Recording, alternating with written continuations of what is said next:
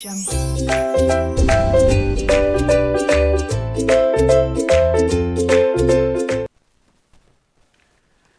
जी, नमस्ते। क्या हाल चाल है आपके? सर जी हम तो बहुत अच्छे हैं, आप बताइएगा। हम भी बहुत बहुत बढ़िया हैं। प्रेम से बोलेंगे राधे राधे। चलें भूरा? हाँ सर जी चलिएगा।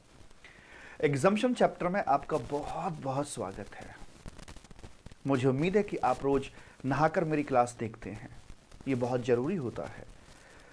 आइए लिए चलते हैं आपको एग्जाम्शन की तरफ। अगर मैं बाबा की बूटी की तरफ आपका ध्यान लेकर आऊं तो उसके अकॉर्डिंग हमने गुड्स सर्विस क्या है क्या नहीं है देख लिया है, सप्लाई क्या है क्या नहीं है वो भी देख लिया है। अगर सप्लाई नहीं है तो no question of GST. Supply का नेचर देखा, इंट्रा है कि इंटर है, और फिर ये देखा कि गुड्स या सर्विसेज की जो सप्लाई है वेदर इंट्रा और inter must be done by the taxable person. अगर ऐसा कुछ होता है तो ही जीएसटी लेवी होगा, अदरवाइज लेवी नहीं होगा। लेवी मतलब चार्जेबिलिटी होती है। चार्जेबिलिटी मतलब कि हमने बीज बो दिया है, किसी प्लांट की रूट्स अवेलेबल हो गई हैं, अब रूट्स के बाद पौधा निकलेगा उसमें से। अब उस पौधे को बड़ा होने देना है हमने या उसको ट्रिम कर देना है, तो लेवी के बाद कलेक्शन होगा या एग्जम्पशन दी जाएगी। तो ये यहां पर हमें देखकर चलना है कि अंडे का क्या होगा, फ्राई होगा तवे पे या कुछ और किया जाएगा। तो वैसे करके हम बात करने जा रहे हैं। एग्जम्पशन की बात है। लगभग 150 तरह की सर्विसेज को गवर्नमेंट ने एग्जेम्प्ट किया हुआ है। करीब करीब 100 तरह की सर्विसेज को एग्जेम्प्ट किया हुआ है और 150 तरह के गुड्स को एग्जेम्प्ट किया हुआ है। तो मोटा मोटी वही करीब 250 एंट्रीज हैं जो कि एग्जम्पशन कैटेगरी में आती हैं। सर सरकार ने चीजों को एग्जेम्प्ट क्यों कर रखा है? हमारा देश बहुत बड़ा है, लगभग 140 करोड़। यहां अमीर से अमीर मिलेगा, गरीब से गरीब मिलेगा, तो यहां एक जैसा नहीं बना सकते। यहां पर हमारे कुछ इमोशंस भी जुड़े हुए होते हैं जो विदेशों में उतने ज्यादा नहीं होते, लेकिन हमारे कंट्री में चाहे वो धर्म हो, दान हो, एटसेट्रा हो, इस प्रकार की चीजों की मान्यता है और माननी भी चाहिए। तो इसी के चलते हुए गवर्नमेंट ने एग्जम्पशंस दे रखी हैं कि कुछ असेंशियल आइटम्स हो गए, भाई सबके लिए जरूरी होते हैं, आम आदमी की नीड होती है, तो वहां पर उन्होंने एग्जम्पशंस दे दी हैं। वैसे करके है तो अलग अलग बेस लिए जाते हैं अलग अलग प्रकार की एग्जम्पशंस को देने के लिए। तो यहां पर जो गुड्स की एग्जम्पशंस हैं वो आपके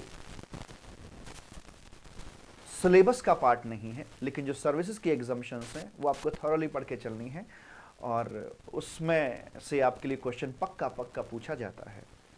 इस चैप्टर से question only based on this chapter ये चांसेस कम होते हैं, बल्कि इस चैप्टर से मिक्स क्वेश्चन बनाया जाता है। आई मीन टू से, जैसे मान लीजिए वैल्यूएशन चैप्टर को पकड़ा, 4-6 ट्रांजैक्शन दी जो टैक्सेबल है, 2-4 ट्रांजैक्शन दी जो एग्जेम्प्टेड है, और जो टैक्सेबल थी उनमें से इक्का दुक्का आरसीएम में डाल दी, वैसे करके कुछ 1-2 प्रोविजन आईटीसी का दे दिया। ऐसे ब्लेंड करके एक क्वेश्चन आपके लिए मिक्स करके बनाया जाता है। ठीक है, तो उसी बात को हम देखने के लिए यहां पर जा रहे हैं। अब यहां बात करते हैं कि आखिर क्या क्या बेसिस हो सकते हैं, किन किन बातों के दम पर एग्जम्पशन सरकार को देनी पड़ती है या दे रखी हैं। तो यहां पर ये जो 10 बातें मैंने लिखी हुई हैं सारी की सारी एग्जम्पशंस को एनालाइज करके आप देखेंगे कहीं पर एग्जम्पशन का जो लॉजिक होगा वो होगा कि वो नीड या बेसिक नीड में फॉल करती है। रोटी, कपड़ा, मकान, शिक्षा, स्वास्थ्य, इस वजह से उसको एग्जेम्प्ट किया गया है। उसके बाद हम देखेंगे कि कहीं पर आईटीसी का इश्यू पड़ता है। जैसे मान लीजिए कि गवर्नमेंट ने क्या किया कि एक suppose one of the output जो सप्लाई है, जैसे एजुकेशन की सप्लाई है स्कूल वगैरह की, तो ये क्या करते हैं कि आउटपुट पर टैक्स नहीं है, क्योंकि पढ़ेगा तभी तो बढ़ेगा इंडिया, तो यहां से जीएसटी हटा दिया। अब इसमें क्या होगा कि जब स्कूल कुछ अपनी इनवार्ड सप्लाई लेता है तो वहां पर टैक्स लगे या ना लगे, क्योंकि अगर टैक्स इस ट्रांजैक्शन पे लगाया तो आईटीसी मिलना है नहीं, क्योंकि आउटपुट में कुछ भी नहीं है। तो वो जो ये वाला टैक्स है ये कॉस्ट का पार्ट बनेगा, कॉस्ट का पार्ट बनेगा तो कहीं ना कहीं ये जो फीस है बच्चे की वो अल्टीमेटली बढ़ जाएगी। तो आउटपुट साइड का जीएसटी तो हटा दिया, बट अगर इसका कोई ट्रीटमेंट नहीं किया तो इनपुट साइड का जो जीएसटी है वो कस्टमर की जेब पर जाकर लोड डाल देगा। तो ऐसा ना हो इसके लिए सरकार ने इन वाली सप्लाईज को भी एग्जेम्प्ट कर रखा है, क्योंकि यहां आईटी से नहीं मिल पा रहा था, कॉस्ट का पार्ट बन रही थी और सरकार ऐसा करना नहीं चाहती थी। तो दूसरा लॉजिक आपका ये देखने के लिए मिलेगा। उसके बाद कुछ एक चीज हम देखेंगे जहां पर कि वो इंटरनेशनल प्रैक्टिस होती है, उसके अकॉर्डिंग हमें भी अलाइनमेंट अपना करना पड़ता है, जिससे कि चीजों को एग्जेम्प्ट करना होता है। जैसे कि एम्बेसीज हो गई, अमेरिकन एम्बेसी इंडिया के अंदर है, इंडियन एम्बेसी बाहर की कंट्रीज में है ना।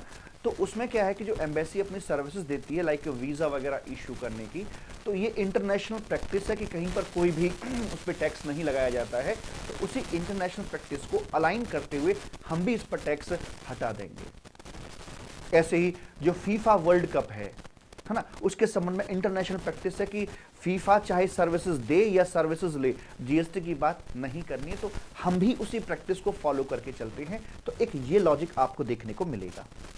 उसके बाद देखेंगे कि ओल्ड एज पर्सन, जहां पर बुजुर्ग व्यक्तियों की बातें हो रही होंगी, नॉर्मली आप उस सेक्टर में एग्जामिशन देखने को पाएंगे। जैसे ओल्ड एज होम सर्विसेज होंगी, जो वृद्ध आश्रम बने हुए होते हैं, तो वहां आपको एग्जामिशन मिलेगी। Common man, APL, BPL, APL मतलब अबव पॉवर्टी लाइन और बीपीएल मतलब बिलो पॉवर्टी लाइन। अगर ये पॉवर्टी लाइन है, गरीबी रेखा है, तो इसके जो नीचे आ रहे हैं लोग, ये बीपीएल हो गए, और इसके जस्ट ऊपर जो आ रहे हैं, ऊपर का मतलब बहुत ऊपर नहीं, इसके जस्ट ऊपर जो आ रहे हैं उनको बोलते हैं एपीएल। तो ऐसे बोलूं सीधे शब्दों में कि गरीबी रेखा के आसपास जो लोग रहते हैं वो एपीएल और बीपीएल कैटेगरी में आ जाते हैं। तो जब गरीबों की या आम आदमी की बात आ रही होगी, वहां पर भी एग्जम्पशन देखने को मिलेंगी। कई सारी ऐसे इंश्योरेंस स्कीम आपको देखने के लिए मिलती है जो कि गरीबों के लिए, फॉर एग्जांपल जन धन योजना, तो इसके जो प्रीमियम जाता है उस पर जीएसटी की बात नहीं करी जाएगी। तो एक ये यहाँ पर लॉजिक देखने को मिलेगा। कई जगह पर हम पाएंगे कि गवर्नमेंट का इन्वॉल्वमेंट आ जाता है। पहले से देखते आ रहे हैं, गवर्नमेंट ने सप्लाई चैप्टर में कहा था कि भाई कई सारी गवर्नमेंट सर्विसेज को रूट ही नहीं जमने दी, उनकी वहीं से बाहर निकाल दिया, सप्लाई तक नहीं बनने दिया, जीएसटी लेवी तक नहीं होने दिया। उसके बाद देखेंगे कि अगर किसी को सप्लाई बनाना पड़ गया है तो फिर यहां एग्जम्पशन चैप्टर में आकर उसको एग्जेम्प्ट कर दिया जाता है। और अगर यहां से भी एग्जम्प्ट नहीं हो पाएगा तो आरसीएम के चैप्टर में जाके देखेंगे रिवर्स चार्ज देखने को मिलेगा। तो गवर्नमेंट पहली बात तो ये फंदा जीएसटी का पहनना ही नहीं चाहती है, और अगर पहनना पड़ता है तो ये निकाल कर रेसिपिएंट के गले में डाल देते हैं कि रिवर्स चार्ज मैकेनिज्म लगाया जाएगा, ऐसे करके बोल दिया जाता है मेरे बच्चा। हाँ सर जी। तो जहां जहां पर गवर्नमेंट का इन्वॉल्वमेंट आएगा, कहीं आउट गवर्नमेंट सर्विस दे रही होगी, कभी कभी गवर्नमेंट सर्विस ले रही होगी, तो दोनों सिचुएशंस में आप पाएंगे कि जीएसटी की बात नहीं हो रही है। उसके बाद है जीएसटी कलेक्शन का इशू। कभी कभी ऐसे सर्कमस्टांस हमारे सामने आ जाते हैं कि सरकार जीएसटी कलेक्ट कर नहीं पाती है, तो वहां बोलना पड़ता है कि अंगूर तो खट्टे हैं। जैसे एडवोकेट की सर्विसेज हो जाती है, वकीलों से सरकार पैसा कलेक्ट कर नहीं पाती क्योंकि उल्टा केस ठोक देंगे वो। और एक वकील साहब अगर मान लीजिए किसी इंडिविजुअल या चलते फिरते व्यक्ति को, मतलब जो रजिस्टर्ड वगैरह नहीं है, चलते फिरते व्यक्ति को अगर कोई सलाह देते हैं, कंसल्टेंसी देते हैं, तो वैसे वाले मामले में आकर मैं आपको बताना चाहता हूं कि रेसिपिएंट से भी सरकार आरसीएम लगाकर जीएसटी वसूल कर नहीं सकती, क्योंकि एक आम आदमी है या सैलरीड पर्सन है, या तो उससे रिकवरी हो नहीं सकती। सप्लायर देगा नहीं, रेसिपिएंट से ले नहीं सकते। तो ऐसे में यही बोलना पड़ता है कि अंगूर तो खट्टे हैं। कई जगहों पर हमें ये लॉजिक देखने के लिए मिलेगा। ये लॉजिक्स की मैंने लिस्ट बना के रख दी है कि कभी कब कौन सा कहां कैसे लगेगा, वो थोड़ा आप भी देखिएगा। मैंने सारा निकाल कर रख दिया आपके सामने। आगे बात करते हैं जय जवान जय किसान। जब जब इनकी बात होगी, जवानों की बात होगी, हमारे आर्मी पर्सनल्स की बात होगी, तो जीएसटी नहीं आएगा। जैसे इनका इंश्योरेंस होता है, हमारे जो जवान हैं सेना के, तो वहां पर भी जीएसटी नहीं है। और किसान संबंधी जो भी एक्टिविटीज की बात की जाएगी, जहां जहां पर किसान का इन्वॉल्वमेंट आ जाएगा, वहां पर भी हम जीएसटी की बातें नहीं करके चलेंगे। बोलो जय जवान जय किसान जय विज्ञान। सर विज्ञान, हाँ विज्ञान की बात भी आएगी, जय विज्ञान। जब जब विज्ञान की बात आएगी, जय विज्ञान, तो वहां पर भी हम जीएसटी नहीं लगाएंगे। बता दूंगा, प्रूफ करूंगा इस बात को। एग्रीकल्चर प्रोड्यूस, किसान पैदा करता है अपना प्रोड्यूस, जो भी फसल वगैरह होती है, तो फसलों से संबंधित जो एक्टिविटीज कनेक्टेड हो रही होती हैं, उन पर भी जीएसटी नहीं लगाया जाएगा। जैसे कि एग्रीकल्चर प्रोड्यूस का ट्रांसपोर्टेशन है, लोडिंग अनलोडिंग वगैरह वगैरह, वेयर हाउसिंग, तो ये जितनी भी एक्टिविटीज आपकी हो रही हैं, इन पर भी जीएसटी नहीं लगाया जाएगा। कभी कभी सरकार को किसी चीज को प्रमोट करना होता है, उसका प्रमोशन करना होता है, तो प्रमोट करने के लिए भी सरकार उस पर जीएसटी नहीं लगाती। जैसे कि खेलों की स्पॉन्सरशिप फी, अगर मैं कोई स्पॉन्सरशिप फी देता हूं रिगार्डिंग स्पोर्ट्स, तो वहां पर भी अपने जीएसटी की बात नहीं करी जाएगी। तो these are the basis, these are the logics for exemption. बड़ा चैप्टर है आपका, लेकिन अगर हम थोड़ा सिस्टमेटिक वे से पढ़ते हैं इसको तो बात अच्छे से समझ में मेरे बच्चा आ जाती है। अब इनका एक तमाम बातों का निचोड़ अगर मैं आपको निकाल के दूं तो आप, ये अलग अलग तरीके हैं, अलग अलग फंडामेंटल्स हैं ये, कि देखिए कहते हैं कि जो जरूरतें होती हैं वो एक भिखारी की भी पूरी हो जाती हैं, लेकिन ख्वाहिशें, जो डिजायर्स होती हैं, वो एक राजा की भी अधूरी रह जाती हैं मेरे भूरा। तो जहां पर नीड्स होगी, जरूरत होगी, वहां पर जीएसटी नहीं आएगा, लेकिन जहां डिजायर है, इच्छाएं हैं जो कि अनलिमिटेड होती हैं, वहां पर आपका जीएसटी लगवा दिया जाएगा। और इस तरह से मैंने क्या किया हुआ है मालिक, कि आपकी जितनी भी ये 100 प्लस सर्विसेज हैं, इनको 14 हेड में डिवाइड किया है। अभी मैंने ग्रुप्स बनाए हैं इनके, कि एक ग्रुप के अंदर उससे कनेक्टेड रिलेटेड सर्विसेज ही दे रखी होंगी। ग्रुप क्या है? दान, धर्म, शिक्षा, स्वास्थ्य, खेल, सरकार। दान, धर्म, शिक्षा, स्वास्थ्य, खेल, सरकार, किसान, मनोरंजन और जीपीआरएस। जीपीआरएस में goods transportation, passenger transportation, renting वगैरह, और एस मतलब सोशल वेलफेयर। और बीआईबी, बीआईबी का मतलब बिजनेस रिलेटेड हो गया, आई का मतलब हो गया इंश्योरेंस, और बी का मतलब हो गया अपना बैंकिंग एक्टिविटीज। तो banking, business related, insurance and इस तरह की बात हम अपनी करके चलेंगे। तो are you ready? Yes sir. One more thing, सरकार जब एग्जम्पशन देती है तो एग्जम्पशन नोटिफिकेशन उसे इश्यू करना होता है। ठीक बात? हाँ सर बिल्कुल ठीक बात है। तो एग्जम्पशन नोटिफिकेशन जब गवर्नमेंट इश्यू करती है तो क्या गवर्नमेंट को ऐसा करने की पावर भी है? तो पावर के लिए एक्ट में प्रोविजन होना चाहिए कि government has power to do like this, कि वो किसी भी गुड्स या सर्विस की मुंडी पकड़कर उसको एग्जेम्प्ट कर सकते हैं। ऐसी पावर उनके पास में होनी चाहिए। तो यही पावर दी जा रही है मेहरबान कदरदान साहिबान। तालियों से जोरदार स्वागत होना चाहिए हमारे सेक्शन नंबर 11 का। यह रहा सेक्शन नंबर 11, और ऐसा ही कॉरस्पॉन्डिंग सेक्शन 6 है अपने आईजीएसटी एक्ट के अंदर, और section 11 is of CGST act. 11 पढ़ लिया तो 6 भी आपका ऑटोमेटिकली हो जाएगा, ऐसे मान के चलिएगा। तो यहां पर ये कंटेंट इसका लीगल ये दे रखा है, और मैंने आसान भाषा में इसको यहां पर डायग्रामेटिकली आपके लिए बता रखा है कि गवर्नमेंट को किस तरह से पावर दी गई है। क्या गवर्नमेंट को होली एग्जम्पशन देने की पावर है या पार्शियल एग्जम्पशन देने की पावर है? तो कहते हैं कि गवर्नमेंट को होली हो, पार्टली हो, विद कंडीशन हो, विदाउट कंडीशन हो, कैसे भी एग्जम्पशन दी जा सकती है। एग्जम्पशन के साथ कंडीशन लगा भी सकते हैं और नहीं भी लगा सकते। It is the call of government. Government has the power to do like this. उसके बाद में जैसे एग्जांपल की बात करते हैं, supply of salt water etcetera, इस पर अपना बाबू मेरे जीएसटी नहीं लगाया जाता है। विदाउट एनी कंडीशंस पे हम बात करके चलते हैं। हेल्थ केयर की सर्विस भी, अगर अस्पताल वगैरह, अगर जहां अगर इफ बट किंतु परंतु आ जाते हैं तो मतलब चीज कंडीशनल हो जाती है, कि अगर अस्पताल अगर हेल्थ केयर की सर्विस देते हैं, डॉक्टर हेल्थ केयर की सर्विस देता है जो कि इस काम को करने के लिए ऑथोराइज्ड है, तो एग्जम्पशन मिलेगी, वरना एग्जम्पशन नहीं दी जाएगी। बंगाली बाबा झोला छाप डॉक्टर जो होते हैं, they are not authorised to do like services, to provide such kind of services, तो वहां पर एग्जम्पशन नहीं दी जाएगी। ठीक है जी। इलेक्ट्रिसिटी कंपनी अगर बिजली बांट रही है तो उस पर तो जीएसटी नहीं आएगा, लेकिन आप हमारे जैसा एरा गैरा कोई व्यक्ति अगर बिजली बांटना शुरू कर दे, अपने यहां पर प्राइवेट जनरेटर लगाकर, इलेक्ट्रिसिटी जनरेटर लगाकर बिजली बांटता है, तो वहां पर आपका जीएसटी लगा दिया जाएगा। जिसका काम उसी को साजे और करे तो डंडा बाजे। तो जो जिस काम करने के लिए ऑथराइज किया गया, अगर वो करेगा तो ठीक है, ओके, जीएसटी एग्जेम्प्ट। कोई और करेगा तो वहां पर अपना जीएसटी लगा दिया जाएगा।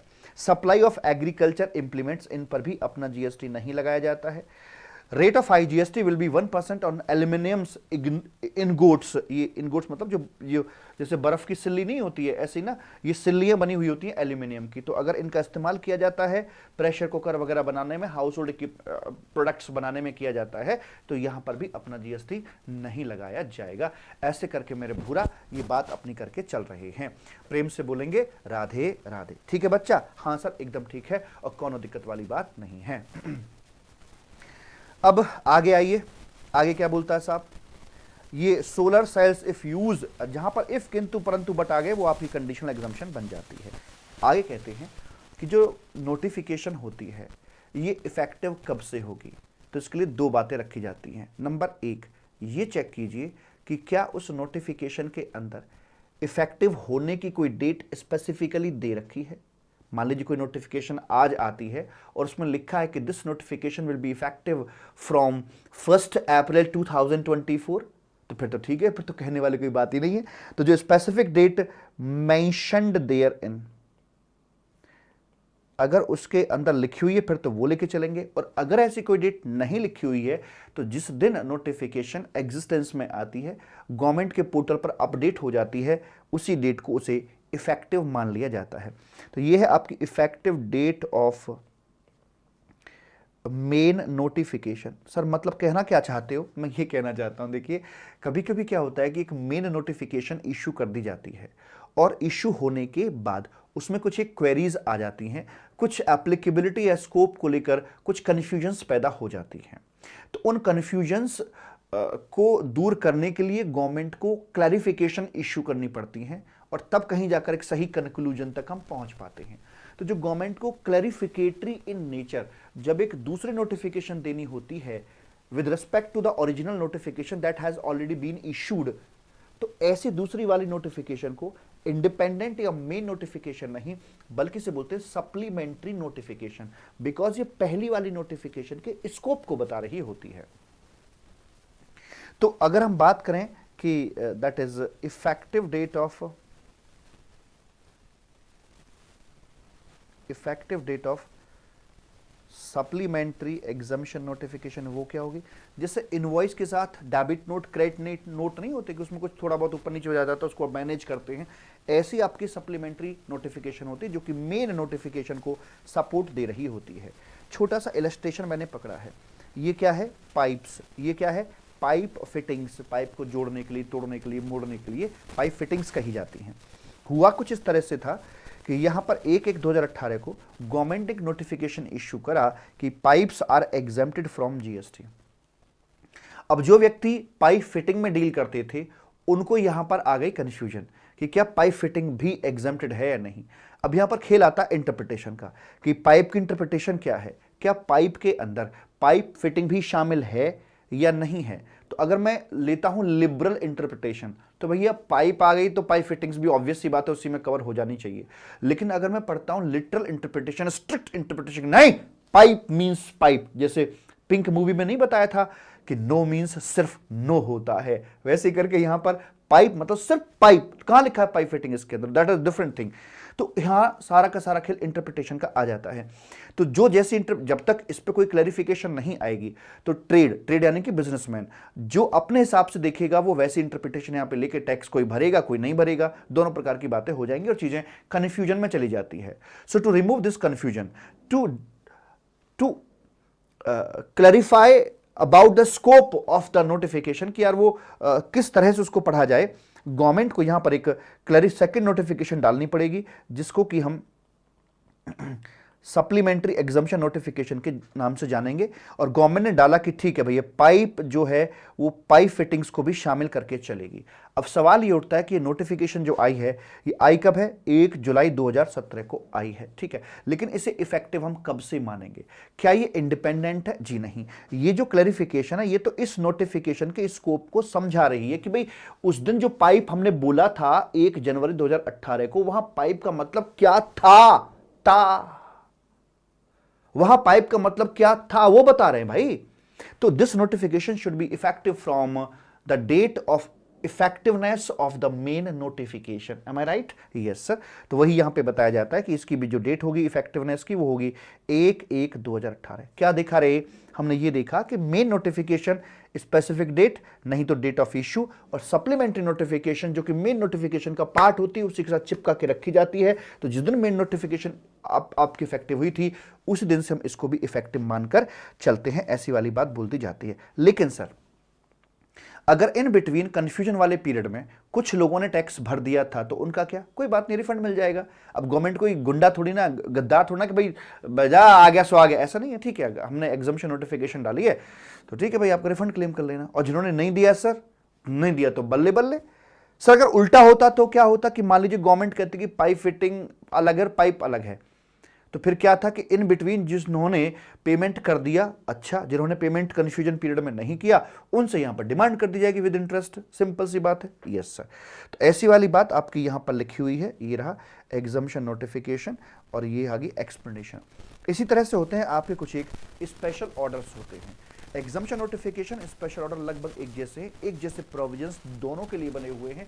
अंतर क्या आता है कि जो एग्जम्पशन नोटिफिकेशन है वो जनरलाइज्ड आती है, यूनिफॉर्मिटी के साथ सबके लिए आती है, लेकिन जो स्पेशल ऑर्डर होते हैं किसी खास के लिए होता है, ये किसी खास के लिए होता है, किसी पर्टिकुलर ज्योग्राफिकल एरिया के लिए होता है। जैसे मान लीजिए किसी पर्टिकुलर एरिया में कोई बाढ़ आ जाती है, कोई त्रासदी हो जाती है, कोई और समस्या पड़ जाती है, तो वहां पर रहना सहना बड़ा मुश्किल हो जाता है।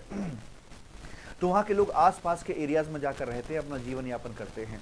तो ऐसे में सरकार क्या बोलती है कि ठीक है 4 महीने के लिए हमें इस एरिया में जो भी होटल्स हैं, जो रेस्टोरेंट हैं, उनके ऊपर जीएसटी नहीं लगा रहे होते हैं। तो ऐसे करके कुछ स्पेशल एरियाज के लिए, स्पेशल क्लास ऑफ पर्सन्स के लिए गवर्नमेंट जब एग्जम्पशन देती है that is given bye way of special order. I hope बात समझ में आ गई होगी और बाकी दोनों प्रोविजंस कॉमन है और ये जो क्लैरिफिकेशन थी ये दोनों के लिए कॉमन थी यहां पर आकर। ठीक साहब? हाँ सर, ओके, कोई दिक्कत वाली बात नहीं है।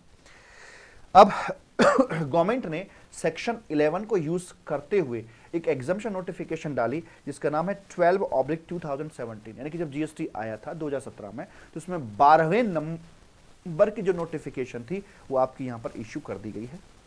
और इसमें पहले बात कर रहे हैं हम दान और धर्म की। दान धर्म, ये एक ही कैटेगरी है, दान धर्म, दान और धर्म की, ऐसे करके मालिक। ठीक है जी। तो इसका चित्र ये रहा, मर्सी एंड ग्रेस चैरिटी। मुझे ये बताइए ये नीड है या डिजायर है? Sir it's a need.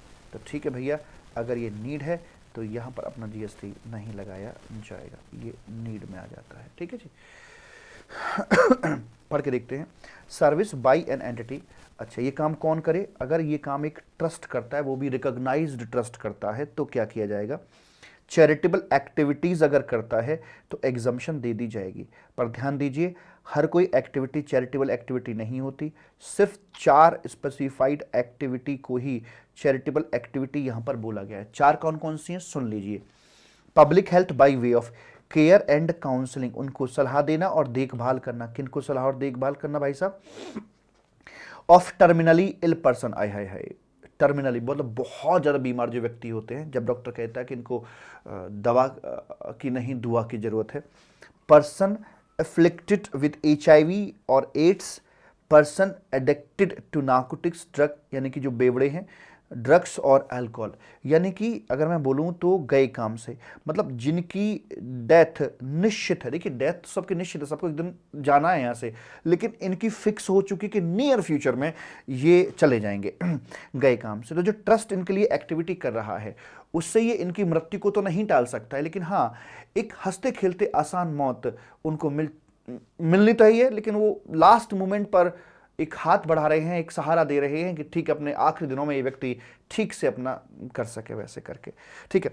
दूसरा पब्लिक अवेयरनेस, कि इस तरह की कैटेगरी में और लोग भर्ती ना हो जाएं, उसके लिए अवेयरनेस लेकर आना। ठीक है कि भैया ड्रग्स वगैरह नहीं लेना चाहिए, नशा नाश का दूसरा नाम है ना, और HIV एड्स वगैरह से बचने के जो उपाय होते हैं, 4 उपाय सब जानते हैं, तो भाई उनको प्रचार प्रसार करके लाना। तो ये एक्टिविटी भी एक चैरिटेबल एक्टिविटी में आती है।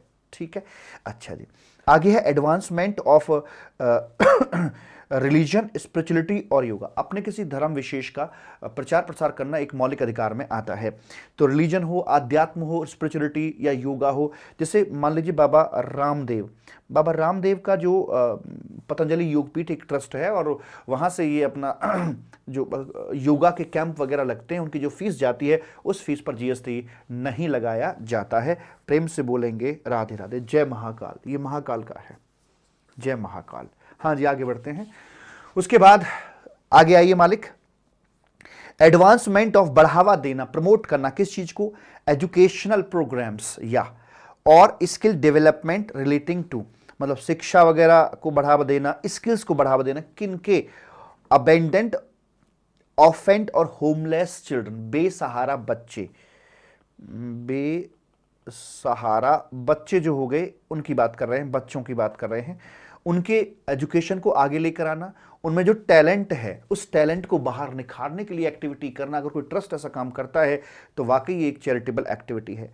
फिजिकली और मेंटली अब्यूज्ड एंड ट्रोमोटाइज्ड पर्सन, यानी कि जो चोट खाए हुए व्यक्ति होते हैं, जैसे कि धमाल मूवी में देखा है, शब्बो तुम कहाँ चली गई शब्बो, तो ऐसे लोगों को केयर एंड काउंसलिंग करना कि बेटा कोई बात नहीं, जिंदगी बहता पानी है, ये नहीं तो कोई और सही, और नहीं तो कोई और सही, बढ़ते जाओ बढ़ते जाओ। जीवन में ज्यादा सीरियस होने की आवश्यकता नहीं है, क्योंकि मजा सिर्फ 3 लोग ले सकते हैं, जीवन का आनंद 3 लोग। नंबर 1 साधु जो हिमालय पे है, नंबर 2 पागल, और नंबर 3 बच्चे। तो हिमालय पे हम जा नहीं सकते, अब हमारे पास 2 ऑप्शन बचते हैं मजे लेने के लिए, इधर बच्चा और पागल। लेकिन अगर इन दोनों का ब्लेंड बन जाओ, थोड़े बच्चे थोड़े पागल, तो शायद जीवन जीने में मजा कुछ और ही आ जाएगा। प्रेम से बोलेंगे राधे राधे, करके देखना बड़ा अच्छा लगता है। ज्यादा सीरियस रहने की आवश्यकता नहीं होती, सीरियस लोग आईसीयू में होते हैं। तो जो व्यक्ति के शब्द तुम कहाँ चली गई, अरे कहाँ क्यों ढूंढ रहा शब्द, गई तो गई, कुछ और देख, तो वैसे करके है। तो फिजिकली और मेंटली अब्यूज्ड एंड ट्रोमोटाइज्ड, चोट खाए हुए पर्सन की ये धोखे, प्यार के धोखे सहे हैं मैंने रो रो के। आगे हैं प्रिजनर्स, कैदी हो गए। अताउल्ला खां ओरिजिनल डाल के देखना, तो वहां पर जो व्यक्ति बताते हैं कि उन्होंने जेल में ये वीडियो रिकॉर्ड किया था कि मुझको दफना कर वो जब वापस जाएंगे, और person over the age of 65 years, अच्छा 65 साल से ओवर द एज ऑफ 65 साल से ऊपर के जो बुजुर्ग हैं, रिजाइडिंग इन रूरल एरिया, शहरी नहीं ग्रामीण, गांव में रहने वाले जो ग्रामीण बुजुर्ग हैं, उनकी शिक्षा और स्किल्स को बहाल लाना। अब मुझे समझ नहीं आता 65 साल के बाद कौन सा टैलेंट रह जाता है जिसे बहाल लाने की बात कर रहे हैं, पर स्टिल ये एक चैरिटेबल एक्टिविटी यहां पर बताई गई है। तो बच्चों की बात हो गई, बुजुर्गों की बात हो गई, है ना, और चोट खाए हुओं की बात हो गई, कैदियों की बात हो गई, वैसे करके है। एंड आखिर में है preservation of environment including watershed, forest and wild life, यानी कि जो बचाओ के ढेर सारे प्रोग्राम्स चलते रहते हैं। आपने देखा होगा कि जंगल बचाओ, शेर बचाओ, पानी बचाओ, मुझे बचाओ, बचाओ बचाओ, इंसानियत बचाओ, जल ही जीवन है, कल जल है तो कल है, ये सब आपके यहां पर एग्जेम्प्ट कर दिए जाते हैं। ये इंक्लूडिंग है कि ये भी, मतलब इसके अलावा कुछ और भी हो सकते हैं, यमुना बचाओ, तो ये सब जितने भी प्रोग्राम्स हैं आपके जो ट्रस्ट के द्वारा कंडक्ट किए जाते हैं, तो इसके बदले ट्रस्ट को जो भी पैसा आता है उस पर जीएसटी की बात नहीं करी जाएगी। तो उनको समराइज किया है मैंने यहां पर आकर, कैसे भला। चैरिटेबल एक्ट है ये अपना, हो गया जी, ट्रस्ट हो गया रिकॉग्नाइज्ड। तो पहला था केयर एंड काउंसलिंग, जो गए काम से, है ना, नियर टू डेथ हैं और लोग इस तरह की कैटेगरी में ना आए, उनके लिए यहां पर एक अवेयरनेस प्रोग्राम की बात हमने कर दी है। दूसरा एडवांसमेंट स्पिरिचुअलिटी, योगा और religion and educational skill development of बेसहारा बच्चे, ग्रामीण बुजुर्ग, चोट खाए हुए कैदी, यमुना बचाओ, से पानी बचाओ, ये बचाओ। तो 4 प्रकार की एक्टिविटीज चैरिटेबल एक्टिविटी हैं। अब कोई 5वें नंबर की एक्टिविटी आएगी तो चाहे वो कितना ही नेक काम क्यों ना हो, पर मैं बता दूं वो आपका यहां पर चैरिटेबल एक्टिविटी का हिस्सा नहीं बनाया जाएगा। जैसे मान लीजिए किसी एरिया में कोई त्रासदी हो जाती है, कोई नेचुरल कैलेमिटीज हो जाती हैं और वहाँ लोग बेघर हो जाते हैं, तो उन अगर एक ट्रस्ट है जो कि उन लोगों का घर बसाने का काम करता है, आई एम नॉट बसाना, बस घर बसाने का मतलब कुछ और हो जाता है, घर बनाने का काम करता है, तो क्या ये एक एक्टिविटी चैरिटेबल एक्टिविटी, एक काम तो बहुत ही नेक है, लेकिन यहाँ पर स्पेसिफाई नहीं है। क्यों नहीं है, होना चाहिए था सर जी, था। ऐसे ही तो एक एग्जांपल दिया, 50 एक्टिविटी तुम ऐसे निकाल दोगे जो दिखने में नेक लगेंगे कि सर ये भी चैरिटेबल एक्टिविटी होनी चाहिए थी। तो सर्विस टैक्स के टाइम पर आज से 10-12 साल पहले गवर्नमेंट एक प्रोविजन लेकर आई थी और उस प्रोविजन में लिखा हुआ था इसी तरह का, यही लाइन थी और यहां पर एक 5th पॉइंट और लिखा हुआ था, उसमें लिखा था एनी अदर एक्टिविटी। और इस एनी अदर एक्टिविटी की लोगों ने इतनी धज्जियां उड़ाई कि गवर्नमेंट ने कहा कि भैया माफ करो। अब जो भी काम हो रहा है सब एनी अदर एक्टिविटी में आ रहा था। मैं भी कह रहा हूं कि भैया मेरी क्लासेस अपनी चल रही हैं और क्लासेस मेरी चल रही हैं एंड एक ट्रस्ट बनाऊंगा कि भैया तुम पैसा ट्रस्ट को दीजिए, ट्रस्ट ये आपको कंडक्ट कर रहा है, तो बीच में ट्रस्ट को डालकर इन चीजों को एग्जम्प्ट करने की लोग कोशिश करने लगे। तो गवर्नमेंट ने कहा ऐसी की तैसी में जाओ। सर्विस टैक्स के टाइम पर ये पॉइंट काट दिया था और अब तो लर्निंग इफेक्ट गवर्नमेंट ले चुकी है, तो जीएसटी में ऐसा कोई नया पॉइंट डालकर वो गलती करने वाले नहीं है। तो ये था आपका दान धर्म का पॉइंट। आगे बात करते हैं, कुछ रेंटिंग की बात कर रहे हैं और रेंटिंग की बात कर रहे हैं और कुछ एक सेरेमनी की बात यहां पर की जाएगी। क्या बोलते हैं? Service by a person by way of conduct of religious ceremony. जयकारा शेरावाली का, बोल साचे दरबार की जय, दरबार की जय। आज चौधरी साहब के यहां पर माता रानी आई हुई हैं और यहां जागरण की ये रात है और माता का जगराता है और चलो बुलावा आया है और माता ने बुलाया है। जागरण पार्टी 1.5 लाख रुपए ले रही है रात के, एक रात जागरण करने के लिए। बताइए क्या यहां पर जीएसटी लगना चाहिए? धर्म की जय हो, अधर्म का नाश हो, प्राणियों में सद्भावना हो, विश्व का कल्याण हो। ये भारत देश ही ऐसा है जहां पर ये बोला जाता है कि विश्व का कल्याण हो। हम सिर्फ अपने कल्याण की बात नहीं करते, हम विश्व का कल्याण हो। अगर ऐसी भावना आप अपने अंदर रखोगे ना, आप अंदर से खुश रहोगे ऑलवेज। सेल्फिशनेस छोड़ दीजिए, दुनिया के बारे में सोचिए, सबका उद्धार कैसे कर सकते हो। तुम धरती पर आए हो, तुम क्या कर सकते हो? तुम इस नेचर को क्या दे सकते हो? नेचर तुम्हें क्या क्या दे रहा है पता नहीं, लेकिन तुमने क्या दिया? कुछ भी नहीं। तुम सिर्फ अपने बारे में सोचते हो। कभी सोच कर देख रहे, इस नेचर से इतनी ताकत मिलती है, इतनी ताकत मिलती है कि जिसकी कोई लिमिट नहीं है। तो कंडक्ट ऑफ रिलीजियस सेरेमनी की हम लोग यहां पर बात कर रहे थे कि अगर कोई जगराता वगैरह किया इस तरह से किया जाता है, या जो प्रवचन दिए जाते हैं, श्रीमद् भागवत गीता का पाठ होता है, ऐसी कोई रिलीजियस सेरेमनी कंडक्ट करी जाती है, तो वहां पर आपका जीएसटी नहीं लगाया जाएगा। इसके साथ साथ दूसरा ये है कि मान लीजिए कोई रेंटिंग की जा रही है किसी धार्मिक प्लेस की, जो आपके रिलीजियस प्लेसेस होते हैं, तो उसकी रेंटिंग अगर की जा रही है, जैसे कि आप जब किसी मंदिर, मस्जिद, गुरुद्वारे में जाते हैं तो गुरुद्वारे में रूम भी मिल जाते हैं। उनके जो कैंपस के अंदर वो दुकानें भी होती हैं, प्रसाद की दुकानें होती हैं। श्री कृष्ण जन्मभूमि मथुरा जाइए, वहाँ पर देखेंगे कि प्रसाद की दुकानें हैं, बांसुरी की दुकानें हैं, मूर्तियों की दुकानें हैं। वहीं अंदर ही हॉल भी होते हैं इनके पास में, जहाँ पर कि कोई प्रवचन कथा वगैरह करवाए जा सकते हैं।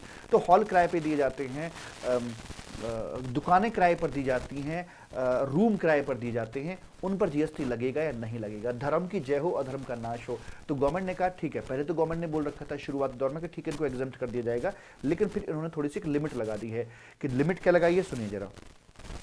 लिमिट में बोलते हैं कि रूम किस तरह से दिया जाता है? पर डे के हिसाब से किराए पे दिया जाता है। तो कह रहे कि अगर यहाँ पर किराया 999 तक का है तो चलेगा, एग्जेम्प्ट होगा, लेकिन जैसे 4 डिजिट में किराया आया उस पर जीएसटी लगा दिया जाएगा पूरी वैल्यू पर।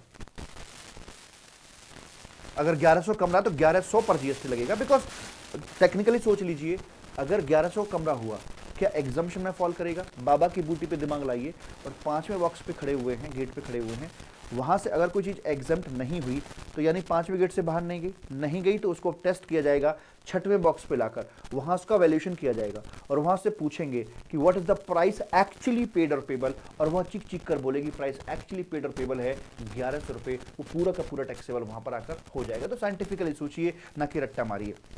तो इतने तक है तो एग्जाम्प्ट है। हॉल जो होते हैं वो भी पर डे के हिसाब से किराए पर दिए जाते हैं। तो हॉल का किराया अगर 4 टाइम 9 9,999 रुपए तक का है तो एग्जम्पशन में आ जाएगा, वरना उस पर पूरे अमाउंट पर जीएसटी लगा दिया जाएगा। जो दुकानें होती हैं वो पर मंथ के हिसाब से किराए पर दी जाती हैं। तो अगर उनका किराया 9,999 तक का है तो एग्जम्पशन है, वरना फुल वैल्यू यहां पर टैक्सेबल करा दी जाएगी। प्रेम से बोलेंगे राधे राधे। तो क्या लिखा था यहां पर आकर मालिक? रेंटिंग ऑफ द प्रिसिंक्ट्स जो है of the public religious place, public religious place, सार्वजनिक हो जहां कोई भी आता जाता हो, ओन्ड और मैनेज्ड बाय चैरिटेबल और रिलीजियस ट्रस्ट। तो ऑब्वियस सी बात है, मंदिर, मस्जिद, गुरुद्वारा इन सब के पीछे ट्रस्ट ही बने हुए होते हैं, तो वो इसको चलाते हैं। श्राइन बोर्ड हो गए, जैसे माता वैष्णो देवी, तो वहां पर भी तो हमें कमरे मिलते हैं ना, कि लक्ष्मी भवन में है, कि गौरी भवन में है, तो वहां पर जैसे भवन बने हुए हैं तो किराया भी इसी लिमिट में आता है। आप देखते हैं, जानते हैं कि नॉर्मली सारे के सारे एग्जाम्प्ट ही होते हैं वैसे करके। तो ये काफ़ी बड़ा अमाउंट यहाँ पर दिया हुआ है, तो ये एग्जाम्पशन मिल जाती है। तो दान धर्म की बात हमारी चल रही है, धर्म की बात हो चुकी है, और आगे नंबर आता है आपका रिलीजियस सेरेमनी का। क्या रे? रिलीजियस जर्नी का। तो 2 यात्राओं को इन्होंने यहां पर रखा हुआ है, जैसे कि एक हिंदू धर्म की, एक मुस्लिम धर्म की है। इसमें आ जाता है अपना, जैसे अगर मैं हिंदू धर्म की बात करता हूं तो कैलाश मानसरोवर की यात्रा। ये 2 यात्राएं वो हैं जो कि विदेश में हैं, यहां नहीं विदेश में हैं। कहां पर हैं जी? ये अपनी चाइना में हो गई, और मक्का मदीना ये सऊदी अरब में अपना हो जाता है हज यात्रा। तो यहां पर जाने के लिए जो गवर्नमेंट अथॉरिटीज हैं ये है KM, कुमाऊं मंडल विकास निगम लिमिटेड। क्या बोला रे? कुमाऊं मंडल विकास निगम लिमिटेड। तो ये जो अथॉरिटी है ये एक तरह से टूर ऑपरेटर का काम करती है। तो जो भी consideration that is given by the person who is going to Kailash Mansarovar Yatra, तो वो यहां पर एग्जेम्प्ट कर दिया जाएगा। इसी प्रकार से जो एडमिन बॉडी है हज यात्रा के संबंध में, वो होती है Haj committee. Haj committee situated at 2 level, central level as well as state level. तो जिसके थ्रू भी आप जा रहे हैं तो वहां पर भी आपका जीएसटी नहीं लगाया जाएगा। तो 2 धार्मिक यात्राओं को यहां पर एग्जाम्प्ट किया गया। किसी तीसरी धार्मिक यात्रा को, जैसे गुरुद्वारा पाकिस्तान में अभी नहीं, अभी वो यहां पर इंक्लूड नहीं, करतारपुर शायद, अगर मैं गलत नहीं हूं तो वो अभी यहां पे शामिल नहीं किया गया। अभी सिर्फ 2 ही बातें यहां पर कर रखी हैं। ठीक है जी। तो ये हो गई दान धर्म की बातें, 3 बात हमारी हो जाती हैं। और एट द एंड मेरे पास एक सिंगल चार्ट समरी है। जब चैप्टर खत्म हो जाएगा तो चार्ट समरी में आपको दिखाऊंगा। एक सिंगल चार्ट के अंदर इन सारी चीजों को मैंने याद भी कराने का प्रयास किया। एट ए ग्लांस आपको सारी की सारी 100+ एग्जाम्पशन देख सकते हैं। ठीक है सर जी, लेकिन वो दिखाऊंगा मैं at the end of the class, मतलब at the end of the chapter. तो ये रेंटिंग की बात हो गई एंड रिलीजियस जर्नी की बात हमारी हो जाती है। दान धर्म के बाद अब अगला नंबर आता है एजुकेशन का। क्या बोलते हैं एजुकेशन में, आके सुनिए जरा। तो यहां पर बोले गए हैं services by way of collecting और प्रोवाइडिंग न्यूज बाय एन। अच्छा एक बात बोलूं मैं आपको, ये आपको जो लैंग्वेज है ये बड़ी बात, इधर सामने आंखों में आंखें डाल के देखो मेरी, में इधर स्ट्रेट, कमर सीधी। मैं खड़ा रहता हूं सिर्फ इसलिए कि तुम ना बैठ जाओ, तुम सो ना जाओ, क्योंकि मैं खड़ा हूं तो तुम कम से कम बैठे रहोगे। अगर मैं बैठ गया तो तुम लेट जाओगे, इसलिए मैं कभी बैठता नहीं। मैं स्टूल मेरे पास में भी रखा,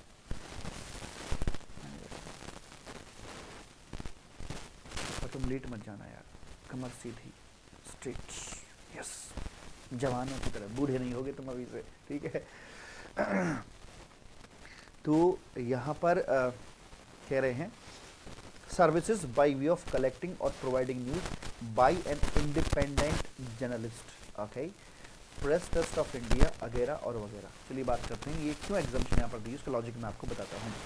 देखिए यहाँ पर मान लीजिए आपका न्यूज़पेपर टाइम्स ऑफ इंडिया है, न्यूज़पेपर आगे बन के जाता है, यस सर, न्यूज़पेपर पर कोई जीएसटी नहीं है। हालांकि न्यूज़पेपर एक गुड्स है, तो जब हम गुड्स वाले सेक्शन को देखते हैं, even though not a part of your syllabus, but मैंने देखा तो उस पर जीएसटी नहीं होता है। ठीक है, क्योंकि खबरें कम से कम दामों तक आप तक पहुंचनी चाहिए। जब आप बचपन में थे तब भी न्यूज़पेपर 2-3 रुपये का आता था, आज भी न्यूज़पेपर 2-3 रुपये का ही आता है। इस पर कोई महंगाई का असर नहीं पड़ा है, सब पे पड़ गया, न्यूज़पेपर पे नहीं पड़ा। तो कहती है गवर्नमेंट कि भाई आपका ये एग्जेम्प्टेड है। इससे संबंध में जो भी ट्रांसपोर्टेशन वगैरह की एक्टिविटी है ना न्यूज़पेपर में, वो भी सबके सब एग्जेम्प्टेड हैं। कॉन्स्टिट्यूशनली इस पर कोई किसी प्रकार का टैक्स नहीं लगाया जा सकता है। पुराने टाइम के अंदर भी कोई वैट वगैरह ये सब नहीं इस पर लगाए जाते थे। ठीक है जी। अब यहाँ पर क्या है कि जो न्यूज़ पेपर वाले हैं, जो टाइम्स ऑफ इंडिया वाले हैं मान लीजिए, तो ये इनके पास खबरें कहाँ से आती हैं? खबरें आती हैं या तो जर्नलिस्ट लेकर आते हैं, या फिर जो प्रेस ट्रस्ट ऑफ इंडिया है या जो यूएनआई है, जो न्यूज़ बैंक है बेसिकली, वहाँ से इनको न्यूज़ मिलती है। तो अब जो जर्नलिस्ट होते हैं वो 2 तरीके के हो सकते हैं। नंबर 1 इंडिपेंडेंट, यानी कि लाइक जो सैलरीड है, जो इनका एम्प्लॉय है, या जर्नलिस्ट अपना सेल्फ एम्प्लॉयड भी हो सकता है। अगर इनका एम्प्लॉय बन जाता है तो उसको मिलने वाला जो पैसा होगा वो सैलरी कहा जाएगा, और सैलरी कहा जाएगा तो गेट नंबर 2 से आउट हो जाएगा, रूट ही नहीं जमाई जाएगी। गेट नंबर 2 से बाहर होना, सप्लाई ही ना होना, मतलब किसी प्लांट की रूट ही नहीं बनने दी। रूट नहीं बनी तो आगे निकलेगा क्या उसमें से? लेकिन जिनको हम यहाँ से एग्जाम्पशन से बाहर निकाल रहे हैं तो मतलब वो सप्लाई तो रहे हैं, उनकी रूट तो बन गई है, लेकिन अब यहाँ से आके हम उसको ट्रिम कर रहे हैं, एग्जेम्प्ट कर रहे हैं, काट रहे हैं। तो जैसे बाल नहीं होते किसी व्यक्ति के, किसी व्यक्ति के बाल झड़ गए, खत्म, मतलब जड़ से ही जड़ी निकल गई, एकदम साफ चिट टकला बन गया है, तो अब उसके बाल नहीं आएंगे, आएंगे ही नहीं, क्योंकि जड़ ही नहीं है। और जैसे आप हैं, आपने गर्मियों के टाइम पर कभी कभी होता पूरा सीधा उस्तरा रखवा दिया, बाल तो हैं, रूट भी हैं, लेकिन पूरा साफ करा दिया, है ना। कुछ समय बाद क्या होगा कि बाल फिर से उगाएंगे, क्योंकि जड़ें उसके अंदर हैं। ऐसे ही यहां पर होता है, सप्लाई ना बनने देने का मतलब होता है कि आपने जड़ उखाड़ कर फेंक दी, अब काम ही खत्म। और सरकार उनकी जड़ उखाड़ के फेंकती है जहां सरकार को लगता है कि भाई ना तो जीएसटी लेना है और ना भविष्य में कोई हमारी ऐसी योजना है, तो उसकी जड़ी निकाल कर फेंक दी। जैसे कि मॉर्चरी सर्विस हो गई, ना ले रहे ना लेने की कोई उम्मीद है आगे, तो जड़ी निकाल दी। लेकिन जहां पर सरकार को लगता है कि ठीक है आज तो जीएसटी नहीं ले रहे हैं but in future that may be chances हैं, तो रूट जमा के रखिए और यहां से ट्रिम करते रहते हैं, उसको एग्जम्प्ट करते रहते हैं। जिस दिन सरकार एक किसी भी सर्विस के संबंध में एग्जम्पशन नोटिफिकेशन को विड्रॉ कर लेगी उसी दिन वो चीज टैक्सेबल हो जाएगी, ऐसे करके बोल दिया जाता है। तो इसकी तो जड़ से निकाल के फेंक रखा है इसको, क्योंकि सैलरी है, सैलरी पे कभी जीएसटी होता ही नहीं है। जो ये वाला है तो इस पर जीएसटी लगाऊं या ना लगाऊं, इस पर जीएसटी लगाऊं या ना लगाऊं। अगर मैंने यहां पर जीएसटी नहीं लगाया तो देखिए आईटीसी तो इनको मिलना है नहीं। जब आईटीसी नहीं मिलेगा मेरे बच्चा, जब आईटीसी नहीं मिलेगा तो कॉस्ट का पार्ट बनेगा, और कॉस्ट का पार्ट बनेगा तो अल्टीमेटली ये वाला जो जीएसटी है यहां जो लग गया ये यहां जाकर हिट कर जाएगा। तो जब हमारा ऑब्जेक्टिव है कि न्यूज़पेपर सस्ते से सस्ते दामों पर जाना चाहिए, तो हम इनपुट साइड के जीएसटी को भला उसका कॉस्ट का पार्ट कैसे बढ़ने देंगे। इसलिए गवर्नमेंट ने कहा ना रहेगा बांस ना बजेगी बांसुरी, ऐसी की तैसी में जान दो। तो आउटपुट पे तो है ही नहीं, यहां पर भी हमने जीएसटी को खत्म कर दिया। आई होप बात समझ में आ गई होगी। तो कौन सा लॉजिक लग गया, कभी कभी आईटीसी के जो इश्यूज आ जाते हैं वो लॉजिक्स हमें यहां पर रखने पड़ते हैं। आप चाहो तो लिख सकते हो या कहोगे तो एट द एंड में इकट्ठा लिखवा दूंगा आपको।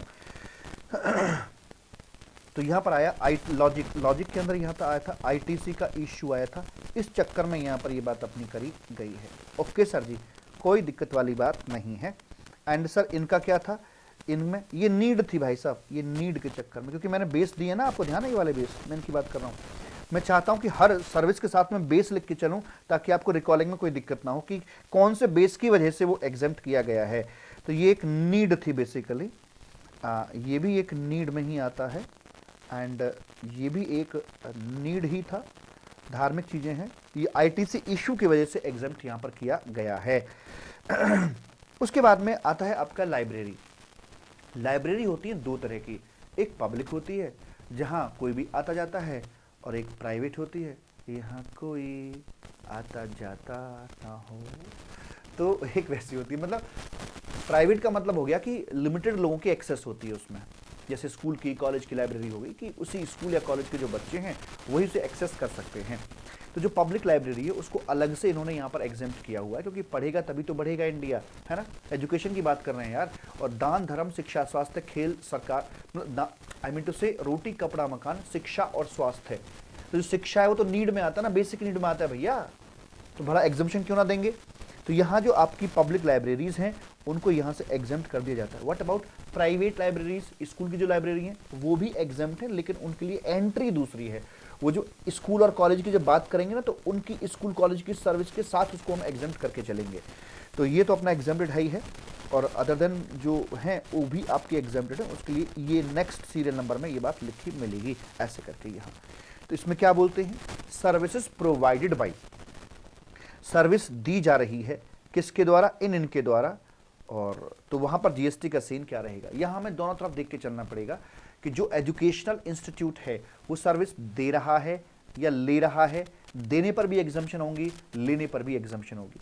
जो इनवर्ट सप्लाई है उनको एग्जेम्प्ट इसलिए करते हैं क्योंकि आउटपुट में तो हमने बोल दिया कि ठीक है पढ़ेगा तभी तो बढ़ेगा इंडिया, तो शिक्षा को सस्ता रखो, लेकिन अगर पीछे से कुछ ना रोकथाम करी तो पिछला वाला जो टैक्स है वो यहाँ पे आके हिट मारेगा और फिर दिक्कत हो जाएगी, फिर ये कॉस्ट बढ़ जाएगी आपकी। तो आउटपुट ना सही लेकिन इनपुट टैक्स कॉस्ट का पार्ट बनेगा, जो कि नहीं होना चाहिए। तो इसलिए हमें इनपुट आउटपुट दोनों साइड में सोचना पड़ता है। अब आपको देखना यहाँ पर यह है कि क्या नीड है और क्या यहाँ पर डिजायर है, इस बाकी कॉल आपको यहाँ पर लेनी पड़ेगी मालिक। ठीक है सर, देखते हैं क्या बोलता है। यहां पर कह रहे हैं मेरे भूरा, देखिए पहले बात करते हैं स्कूल्स की हम लोग, ठीक है। हालांकि जो इमेजेस हैं वो ऐसे ऐसे करके आ गई हैं स्कूल की, यहाँ इसकी यहाँ स्कूल है, प्लेवे से लेकर, है ना, जहाँ बच्चा घूमने फिरने जाता है, प्लेवे पढ़ने नहीं जाता, वो थोड़ा सा ये कि माँ से बच्चा थोड़े समय के लिए दूर रह सके, इसलिए प्लेवे का कॉन्सेप्ट डेवलप किया जाता है। तो प्लेवे से लेकर 12th तक का जो स्कूलिंग है वो अपनी यहाँ पर आएगी, और उसमें लिखा हुआ है सर्विसेज टू SFS, मतलब स्टूडेंट फैकल्टी और स्टाफ। जो शॉर्ट फॉर्म है उनकी फुल फॉर्म नीचे लिखी हुई है, स्टूडेंट फैकल्टी स्टाफ, जो भी शॉर्ट फॉर्म है सबकी फुल फॉर्म नीचे है। स्टूडेंट फैकल्टी और स्टाफ को जो सर्विसेज यहाँ पर दी जा रही हैं उन पर अपना जीएसटी नहीं लगाया जाएगा। अब ये बात तो हो गई। दूसरा क्या कि मान लीजिए एक स्कूल है जिसने कि एंट्रेंस टेस्ट ले रहे हैं बच्चों का, उसके बाद सिलेक्शन होगा कि कौन कौन बच्चा इस स्कूल में एडमिशन ले पाएगा। तो एंट्रेंस टेस्ट की जो फीस ली गई है क्या उस पर जीएसटी आएगा कि नहीं आएगा। क्वेश्चन इसलिए आया है क्योंकि जो बच्चा एंट्रेंस के लिए पैसा दे रहा है वो अभी उस स्कूल का स्टूडेंट नहीं बना है अभी वो उस स्कूल का। लेकिन ऊपर जो लैंग्वेज थी वो ये थी कि service to the student, faculty और स्टाफ। तो व्हाट अबाउट द सेम, तो यहाँ पर स्पेशली अलग से बोला गया है कि जो एंट्रेंस एग्जामिनेशन फी है, भले ही वो प्रोस्पेक्टिव आगे आने वाला बच्चा हो भी सकता, नहीं भी स्टूडेंट बन भी सकता, नहीं भी बन सकता, लेकिन उसको भी हम यहाँ पर एग्जेम्प्ट करके चल रहे हैं। अच्छा, ये जो बात आती है service to student, faculty, staff, इसमें कौन कौन सी सर्विस आ जाती है भैया? एजुकेशन दी जा रही है वो भी आ जाती है भैया, ट्रांसपोर्टेशन की सर्विस दी जा रही है वो भी आ जाती है भैया जी, लाइब्रेरी की सर्विस होती है वो भी आ जाती है। तो यहां पर जो लाइब्रेरी वाला पॉइंट लिखा था ना, ये वाला जो था मैंने बोल दिया एग्जेम्प्ट, तो ये इस पॉइंट की वजह से यहां पर एग्जेम्प्ट हुआ है। ठीक है जी, तो यहां पर कोई भी सर्विस आ सकती है जो कि स्टूडेंट, फैकल्टी और स्टाफ को दी जा रही है। ठीक, डन। आगे बोलते हैं, ऐसे यहां पे लिखा है, कॉलेज के लिए भी लिखा हुआ है कि सर्विस अगर दी जा रही है स्टूडेंट, फैकल्टी, स्टाफ को, या फिर एंट्रेंस एग्जामिनेशन फी ली जा रही है, उसको भी एग्जेम्प्ट कर दिया जाएगा। और यही बात जो हमारे डिप्लोमा कोर्स रन कराने वाले होते हैं, लाइक NIIT हो गया या और कोई इस प्रकार के डिप्लोमा इंस्टीट्यूट हो गए मालिक, तो वहां पर भी हम इस प्रकार की एग्जामिनेशन को देके चलते हैं, जहां पर ये लिखा हुआ है कि भाई क्या लिखा है सर जी, जहां पर लिखा हुआ है ऐसे करके कि जो service to student, faculty, staff है, एंट्रेंस फी है, इसको हम अपना एग्जेम्प्ट करके चलते हैं। तो तीनों के लिए प्रोविजन यहां पर कॉमन सा अपना दिया हुआ है। अब इसमें जो अंतर आता है वो इनवर्ड साइड में अंतर निकल के आता है। और क्या लिखा हुआ है आइए वो देखते हैं यहां पर आकर। स्कूल के लिए कह रहे हैं TCS की जो सर्विसेज हैं, TCS क्या होता है? ट्रांसपोर्टेशन है, केटरिंग है, और एस मतलब सिक्योरिटी एंड हाउसकीपिंग लिखा है नीचे, ये देखो, ट्रांसपोर्ट है, केटरिंग है, इंक्लूडिंग मिड डे मील सरकार जो देती है, सिक्योरिटी एंड हाउसकीपिंग बोले तो TCS। अब एक बात बताइए, TCS की जो सर्विस है ट्रांसपोर्टेशन वगैरह की, स्कूल के लिए नीड है कि डिजायर है? छोटे बच्चे सर जी, नीड है, चाहिए। अगर नीड है तो GST इस पर नहीं आएगा। ठीक है। दूसरा, जो एंट्रेंस या फाइनल एग्जाम जो हमारे होते हैं उससे रिलेटेड जो सर्विसेज ले रहे हैं, अब एंट्रेंस या फाइनल एग्जाम सबके लिए जरूरी होते हैं, तो जो एजुकेशनल इंस्टीट्यूट्स हैं वो बाहर से किसी से पेपर सेट कराया, किसी से पेपर चेक कराया, किसी के प्रोमाइस में एग्जाम कंडक्ट कराए, जैसे ICI करवाता है स्कूल्स में, तो एग्जाम संबंधी सर्विसेज जो ले रहे हैं, ये नीड है या डिजायर है? नीड है, तो इसको भी एग्जेम्प्ट किया जाएगा। आगे एजुकेशनल पीरियोडिकल्स, ये अपने ऑनलाइन वाले हैं।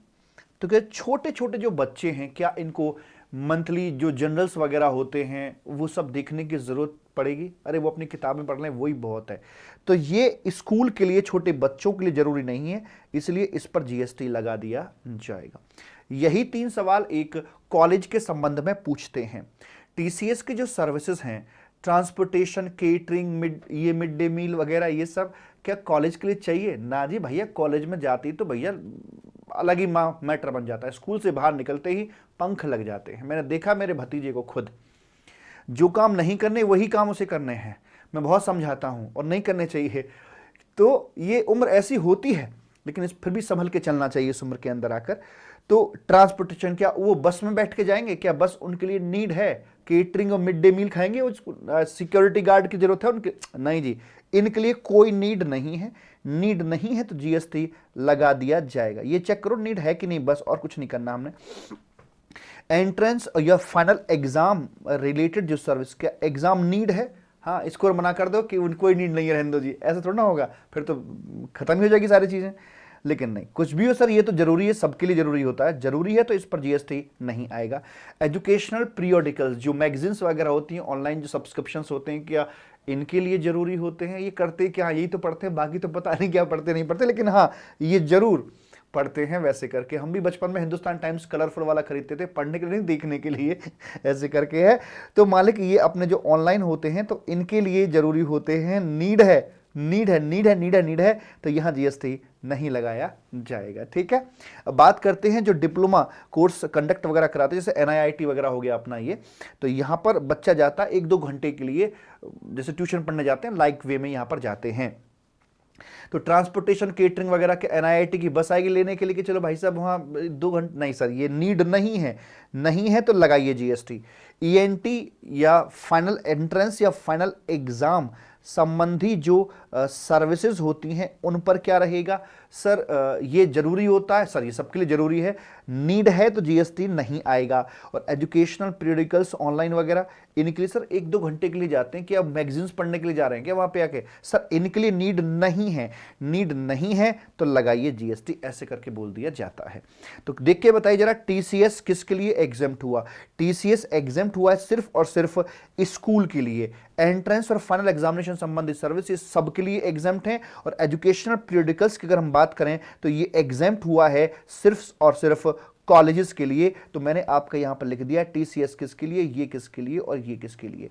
जो आउटपुट साइड में 2 बातें वो सबके लिए एग्जेम्प्ट हैं, लेकिन यहां पर 3 अलग अलग तरह की बातें हैं और उनमें कैसे कैसे करना है वो यहां पर हमने अपना देख लिया है। ऐसे करके मालिक बोल दिया जाता है। अब यहां पर 1-2 डाउट्स निकल के आए। कैसे डाउट, जैसे कि मान लीजिए आपका यहां पर ये स्कूल्स है या जो अपना ये प्लेवे होता है ना, जो प्लेवे है हम उसकी बात अपनी कर रहे हैं, वैसे करके मालिक, तो इसमें जो गवर्नमेंट की तरफ से स्पॉन्सर्ड होता है mid day meal, mid day meal. मैं आपसे पूछना चाहता हूं कि भारत के सबसे ज्यादा सक्सेसफुल पर्सन रतन टाटा जी, रतन टाटा जी अगर यहां पर आकर वो कहते कि ठीक है बच्चों के लिए मिड डे मील हम यहां प्रोवाइड करा रहे हैं, तो अगर कोई कॉरपोरेट है जो अपनी CSR activities, corporate social responsibility, CSR activities के थ्रू इस प्रकार से मिड डे मील वगैरह में अपना कंट्रीब्यूट कर रहा है, तो जीएसटी आएगा या नहीं आएगा। सर सरकार करे या टाटा करे, जीएसटी की बात नहीं करी जाएगी। दूसरी एक और बात बताइए, यहां पर ये जो प्लेवर स्कूल्स की बात कर रहे हैं, व्हाट अबाउट जो आंगनबाड़ी होती हैं उनके बारे में आपका क्या विचार है। आंगनबाड़ी ये ऐसे मान के चलिए गांव के प्लेवे हैं, विलेजेस के प्लेवे स्कूल होते हैं आंगनबाड़ी। तो अगर ये जो मिड डे मील की सर्विसेज हैं ये आपकी आंगनबाड़ी को भी दी जाती हैं तो भी आपका जीएसटी नहीं लगाया जाएगा। इसी बात के लिए आपका ये सर्कुलर यहां पर आया हुआ है, पहला पॉइंट। दूसरा पॉइंट यहां पर आकर ये पूछता है आपसे कि भैया जी हमें एक बात बता दीजिए कि ये जो आपका बोर्ड होता है, जैसे यूपी बोर्ड हो गया अपना, है ना, ये क्या है बे, यूपी बोर्ड हो गया और सीबीएसई हो गया अपना, सीबीएसई हो गया। तो जो बोर्ड है क्या इनको हम लोग एजुकेशनल इंस्टीट्यूट बुला सकते हैं या नहीं बुला सकते। क्यों नहीं बुला सकते, ये एजुकेशनल इंस्टीट्यूट हैं। हालांकि ये जो हैं बोर्ड ये डायरेक्टली कनेक्टेड नहीं है क्योंकि इनके बीच में स्कूल कॉलेज वगैरह ये आ जाते हैं, लेकिन फिर भी जितनी तक ये सर्विसेज बच्चों के लिए करके चलते हैं, एडमिट कार्ड वगैरह, एग्जाम संबंधी फी वगैरह, तो जो भी जितना काम बच्चों के लिए करके चल रहे हैं उस पर जीएसटी नहीं लगाया जाएगा। तो ये भी अपने एजुकेशनल इंस्टीट्यूट की डेफिनेशन में फॉल करके चलते हैं, ऐसा यहां पर बताया गया है। आगे बोलते हैं, ये एक लेटेस्ट सर्कुलर अपना आया है मालिक, और इसने ये पूछा है कि ठीक है नया बच्चा जब आ रहा है जो अभी स्टूडेंट नहीं बना है, उसकी एंट्रेंस एग्जामिनेशन फी जब हम लेते हैं तो उस पर तो जीएसटी नहीं है, लेकिन बच्चा अपना स्कूल पूरा कर जाता है, स्कूल से बाहर निकलने के बाद वो अपना कोई माइग्रेशन सर्टिफिकेट, जो ट्रांसफर सर्टिफिकेट होता है, टीसी वगैरह है, या किसी दूसरे स्कूल में शिफ्ट किया है, तो इसका एक पहले स्कूल का एक्स स्टूडेंट जब बन जाता है तो वो अपना लेने, जैसे मेरा भतीजा वो अपने स्कूल से स्कूलिंग पूरी होगी कॉलेज में आ गया तो उसे टीसी चाहिए थी अपने स्कूल से, कहीं और दूसरी जगह देना था, उसका जरूरत पड़ रही थी, तो टीसी के लिए उन्होंने कुछ 500-600 रुपए के चार्ज लिए हैं। तो जब चार्ज लिए हैं उस समय वो बच्चा उस स्कूल का स्टूडेंट नहीं है, जीएसटी आएगा नहीं आएगा 500-600 रुपए के ऊपर, बिकॉज जो एंट्री लिखी हुई है वो ये लिखी हुई है कि service provided to the student, faculty और स्टाफ वो एग्जाम्प्ट है, लेकिन एज ऑफ नाउ वो स्टूडेंट नहीं रह गया है। तो एक्स स्टूडेंट को दी गई सर्विस क्या आपकी, सर हाँ इसलिए बोर्ड का सर्कुलर ये आया है कि भले ही वो आपका एक्स स्टूडेंट हो गया है, फिर भी हम उसे एग्जम्पशन यहां पर देकर चलेंगे। तो कहने का मतलब मुझे मोटी मोटी बात ये समझ में आ रही है कि अगर इन बिटवीन बच्चा स्टूडेंट रहा है तो स्टूडेंट बनने से पहले कोई सर्विस है, वहां भी जीएसटी नहीं है, जब तक स्टूडेंट रहा वहां भी जीएसटी नहीं है, और जब वो एक्स स्टूडेंट बन जाता है तब भी जीएसटी नहीं लगाया जा रहा। स्टूडेंट बनने से थोड़ा सा पहले और थोड़ा सा बाद तक भी ये एग्जम्पशन आपकी चलती रहती है। ये बात आपकी यहां पर लिखी हुई है। ठीक है मालिक? हाँ सर जी, बिल्कुल ठीक है। तो इस प्रकार से हमारी बात हो जाती है एजुकेशन को लेकर। जी साहब, इसमें एक छोटी सी बात मैं आपको और ऐड करना चाहूंगा। जैसे कि मान लीजिए ये है एक गर्ग एविएशन इंस्टीट्यूट करके है, गर्ग एविएशन इंस्टीट्यूट करके है, जो हमारी एजुकेशनल, ये जो एजुकेशनल इंस्टीट्यूट का जो मीनिंग था, ये डेफिनेशन इंपॉर्टेंट है, जरा ध्यान से देखना आप इसे। An institution providing services by way of pre school education, मतलब एजुकेशन इंस्टीट्यूट कहेंगे किसे, है ना, ये सर्विस देते हैं up to higher secondary school और equivalent education as a part of curriculum recognised by any law, recognised by any law, जो किसी लॉ के द्वारा रिकॉग्नाइज हो, और लॉ भी कोई एरा गैरा नहीं, वो भी अपना एक इंडियन लॉ के द्वारा वो रिकॉग्नाइज होना चाहिए, तो एग्जम्पशन दे दी जाती है, तब उसको एजुकेशनल इंस्टीट्यूट कहा जाता है ना। और अगला है education as a part of approved vocational education centre, for example इसमें आपका NIIT वगैरह ये सब यहां पर आ जाते हैं मालिक। जी साहब, अब यहां पर एक क्वेश्चन ये निकल के आता है कि एक गर्ग एविएशन इंस्टीट्यूट है, ठीक है, और ये बताते हैं कि भाई साहब उड़ाते कैसे हैं, मतलब हवाई जहाज फ्लाइंग, ये हवाई जहाज कैसे उड़ाते हैं वो सिखाते हैं और फीस लेते हैं। ये अपने 2 लाख पायलट बनाते हैं, है ना, उनकी ट्रेनिंग होती है, 2 लाख रुपए की फीस लेते हैं। इस फीस के ऊपर जीएसटी आएगा या नहीं आएगा? देखिए, जो कमर्शियल कोचिंग सेंटर वगैरह होते हैं, जैसे मैं आपको पढ़ा रहा हूं, मेरी कंपनी हो गई आभास एजुटेक प्राइवेट लिमिटेड, तो ये एक एजुकेशनल इंस्टीट्यूट में नहीं आता है। प्राइवेट कोचिंग्स जो हैं वो नहीं आते, बिकॉज हम इस परिभाषा में कहीं पर भी फिट नहीं बैठते हैं। ना तो हम प्री स्कूल एजुकेशन ये दे रहे हैं, ना ही हम कोई ऐसा करिकुलम बनाकर दे रहे हैं जो कि रिकॉग्नाइज्ड बाय लॉ हो, ना ही हम कोई इस प्रकार का अप्रूव्ड वोकेशनल कोर्स दे रहे हैं, हम कहीं पर भी इसमें नहीं आते। So we are not educational institute for the purpose of GST act. ठीक है सर जी। अब ये जो इंस्टीट्यूट है इसका क्या सीन है, देखिए जरा, मैं पूरा डेटा आपको बताता हूं, इस पर जीएसटी आएगा या नहीं आएगा। ये ट्रेनिंग क्वालिफाई करने के बाद जो एविएशन डिपार्टमेंट है वो बच्चे के लिए, उस कैंडिडेट के लिए एक एग्जाम कंडक्ट करवाता है। जो एग्जाम में बच्चे सफल हो जाते हैं तो उनको फिर यहां पर 2.5 ईयर की ट्रेनिंग दी जाती है, और ट्रेनिंग के बाद में उनको कॉमर्शियली जहाज उड़ाने का अपना लाइसेंस दे दिया जाता है। और ये सब किया जाता है, ये जितना भी काम हो रहा है ये एविएशन डिपार्टमेंट से जुड़ा हुआ एक एक्ट है, एक एविएशन एक्ट है, उसके थ्रू ये सारा काम यहाँ पे करवाया जा रहा होता है। ठीक है जी। अब यहाँ पर जितनी बात मैंने बताई उसके मुताबिक तो कोई हमें दिख नहीं रहा कि जो सर्टिफिकेट बनाकर दिया गया है उसको इंडियन लॉ ने रिकॉग्नाइज कर रखा, अभी तक तो बात नहीं है। ये सर्टिफिकेट इन्होंने दिया था कि ठीक है इन्होंने हमारे यहाँ से ट्रेनिंग ले रखी है। अब हुआ क्या, ये जो एविएशन एक्ट है इसके अंदर ये बात लिखी हुई है कि गर्ग एविएशन इंस्टीट्यूट जो अपना है, और इसी तरह से ऐसे 2, 4, 6, 10 नाम और लिखे हुए थे कि अगर कोई बच्चा यहाँ से ट्रेनिंग करके आया हुआ है तो हम उसकी जो ट्रेनिंग करा रहे हैं 2.5 साल की, ये 2.5 साल की ना होकर ये सिर्फ 2 साल की ही करवाई जाएगी। अगर कोई बच्चा पहले से गर्ग एविएशन इंस्टीट्यूट या इसी तरह के और भी कई सारे नाम होते हैं, 10-20 नाम होते हैं, इनमें से किसी से भी अगर वो ट्रेनिंग लेकर आया है, उसके पास सर्टिफिकेट है, तो हम उस बच्चे की जो ट्रेनिंग है वो 2.5 साल से 2 साल पे करवा के चलेंगे, इससे नहीं कराएंगे। तो क्या एक इंडियन लॉ ने इस इंस्टीट्यूट के इस सर्टिफिकेट को रिकॉग्नाइज किया कि नहीं किया? रिकॉग्नाइज करने का मतलब पहचानना, सम्मान देना, मान देना, रिस्पेक्ट करना, रिकॉग्नाइज करना।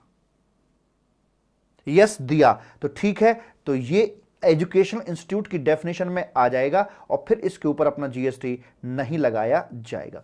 कल को अगर मैं भी आपको सर्टिफिकेट बनाकर देता हूं और आपके सीए एक्ट के अंदर ये लिख दिया जाता है कि अगर कोई बच्चा राजकुमार क्लासेस से ये पढ़ के आ रहा है, सर्टिफिकेट उसके पास में है, तो उसकी आर्टिकलशिप एक दिन से कम कर दी जाएगी। बस इतना भी लिख दिया जाए तो भाई साहब वारे किनारे हो जाएंगे, जीएसटी बच जाएगा। तो इसमें फायदा किसका होगा? जीएसटी अगर हट जाएगा तो आपका कि मेरा? अगर मैंने फीस उतनी ही रखी जितनी अब है फिर तो फायदा मेरा है, और अगर मैंने फीस कम कर दी, जितना जीएसटी बनता उतनी कम कर दी, तो फायदा फिर आपका है इसमें। ठीक है जी, वैसे करके बोल दिया जाता। आपका भी क्या? आपका तो हो गया, जो आपके आगे आने वाले हैं उनका फायदा है। प्रेम से बोलेंगे राधे राधे। पर गवर्नमेंट को ऐसा लगता है कि इस सर्विस से जीएसटी अगर खत्म भी कर दिया जाए तो टीचर लोग फीस कम करने वाले नहीं हैं। तो प्रैक्टिकली जीएसटी एग्जम्प्ट करने से फायदा टीचर का होगा, ना कि बच्चों का। इसलिए सरकार ने कमर्शियल कोचिंग सेंटर को कहा कि तुम इसी लायक हो, तुम यहीं रहो।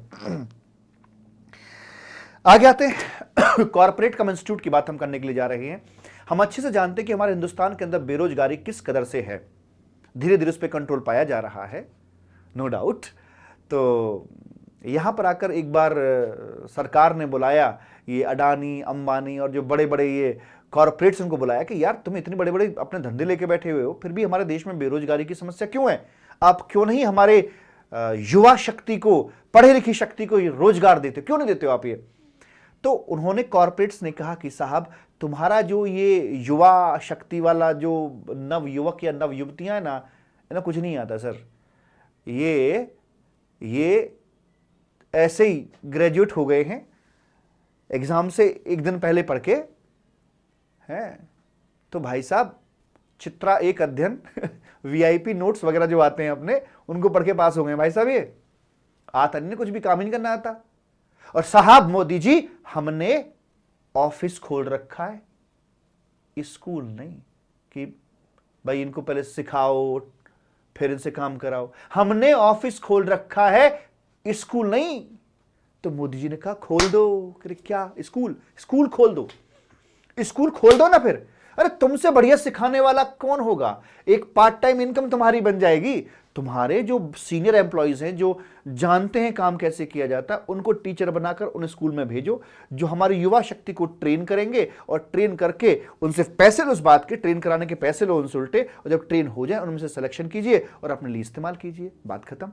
तो आपको भी रोजगार मिल गया, आपको भी एक नई साइड ऑफ बिजनेस मिल गई, और मेरे युवा शक्ति को भी रोजगार मिल जाएगा। तो इसी पैटर्न पर खोले गए कॉर्पोरेट कम इंस्टीट्यूट, यानी जो कॉर्पोरेट्स हैं उन्होंने अपने इंस्टीट्यूट खोले सिखाने के लिए, ट्रेनिंग बांटने के लिए, जिसमें Ambuja cement foundation, Asian paint का है, इनके स्कूल्स हैं अपने, है ना। Asian paint workshop type basically वहां पर चलता है। अपोलो मेडिकल स्किल्स हो गई, हिंदुस्तान सॉफ्ट एजुकेशन, एवीआर एज, ये अपोलो मेडिकल स्किल्स का, ये मैंने एक्चुअल फोटो आपको यहां पर दिया है। यहां पर क्लासेस चलती है जहां पर सिखाया जाता है मेडिकल फील्ड के संबंध में। तो क्या लिखा है? Services provided by the national skill development corporation, a sector skill council SSC, an assessment agency और एक ट्रेनिंग पार्टनर, इनके द्वारा जो एक्टिविटीज की जा रही हैं, तो यहां पर जीएसटी नहीं लगाया जाएगा। बेरोजगारी को मिटाने के लिए और भी कई सारे काम करे हैं। सरकार ने कहा कि ये तो फेस टू फेस है, लेकिन फेस टू फेस से पूरे भारत की युवा शक्ति को हम रोजगार के योग्य नहीं बना सकते हैं। तो उन्होंने इसके लिए कुछ ऑनलाइन सिस्टम भी चालू किया। 2014 में ही गवर्नमेंट ने शुरू कर दिए थे सारी काम। जैसे स्कीम आई थी एसडीआई, सर्विस टैक्स के टाइम पर, कि स्किल डेवलपमेंट इनिशिएटिव। एक आई थी दीनदयाल उपाध्याय ग्रामीण कौशल योजना। आपने स्लोगन भी देखा होगा टीवी पर, कुशल भारत कौशल भारत, शायद देखा कि नहीं देखा, आई डोंट नो। तो ये उसका चित्र है यहां पर, कुशल भारत कौशल भारत का, दीनदयाल उपाध्याय ग्रामीण कौशल योजना, वैसे करके बोल दिया जाता है मेरे बच्चा। तो इन स्कीम के तहत जो भी ये ऑनलाइन बिजनेस कंडक्ट करेंगे, ट्रेनिंग देंगे, तो उनको जो भी फीस आएगी उस पर जीएसटी नहीं लगाया जाएगा, क्योंकि एक काम करने से यहां पर रोजगार पैदा, मतलब रोजगार के योग्य बच्चे बनेंगे, है ना।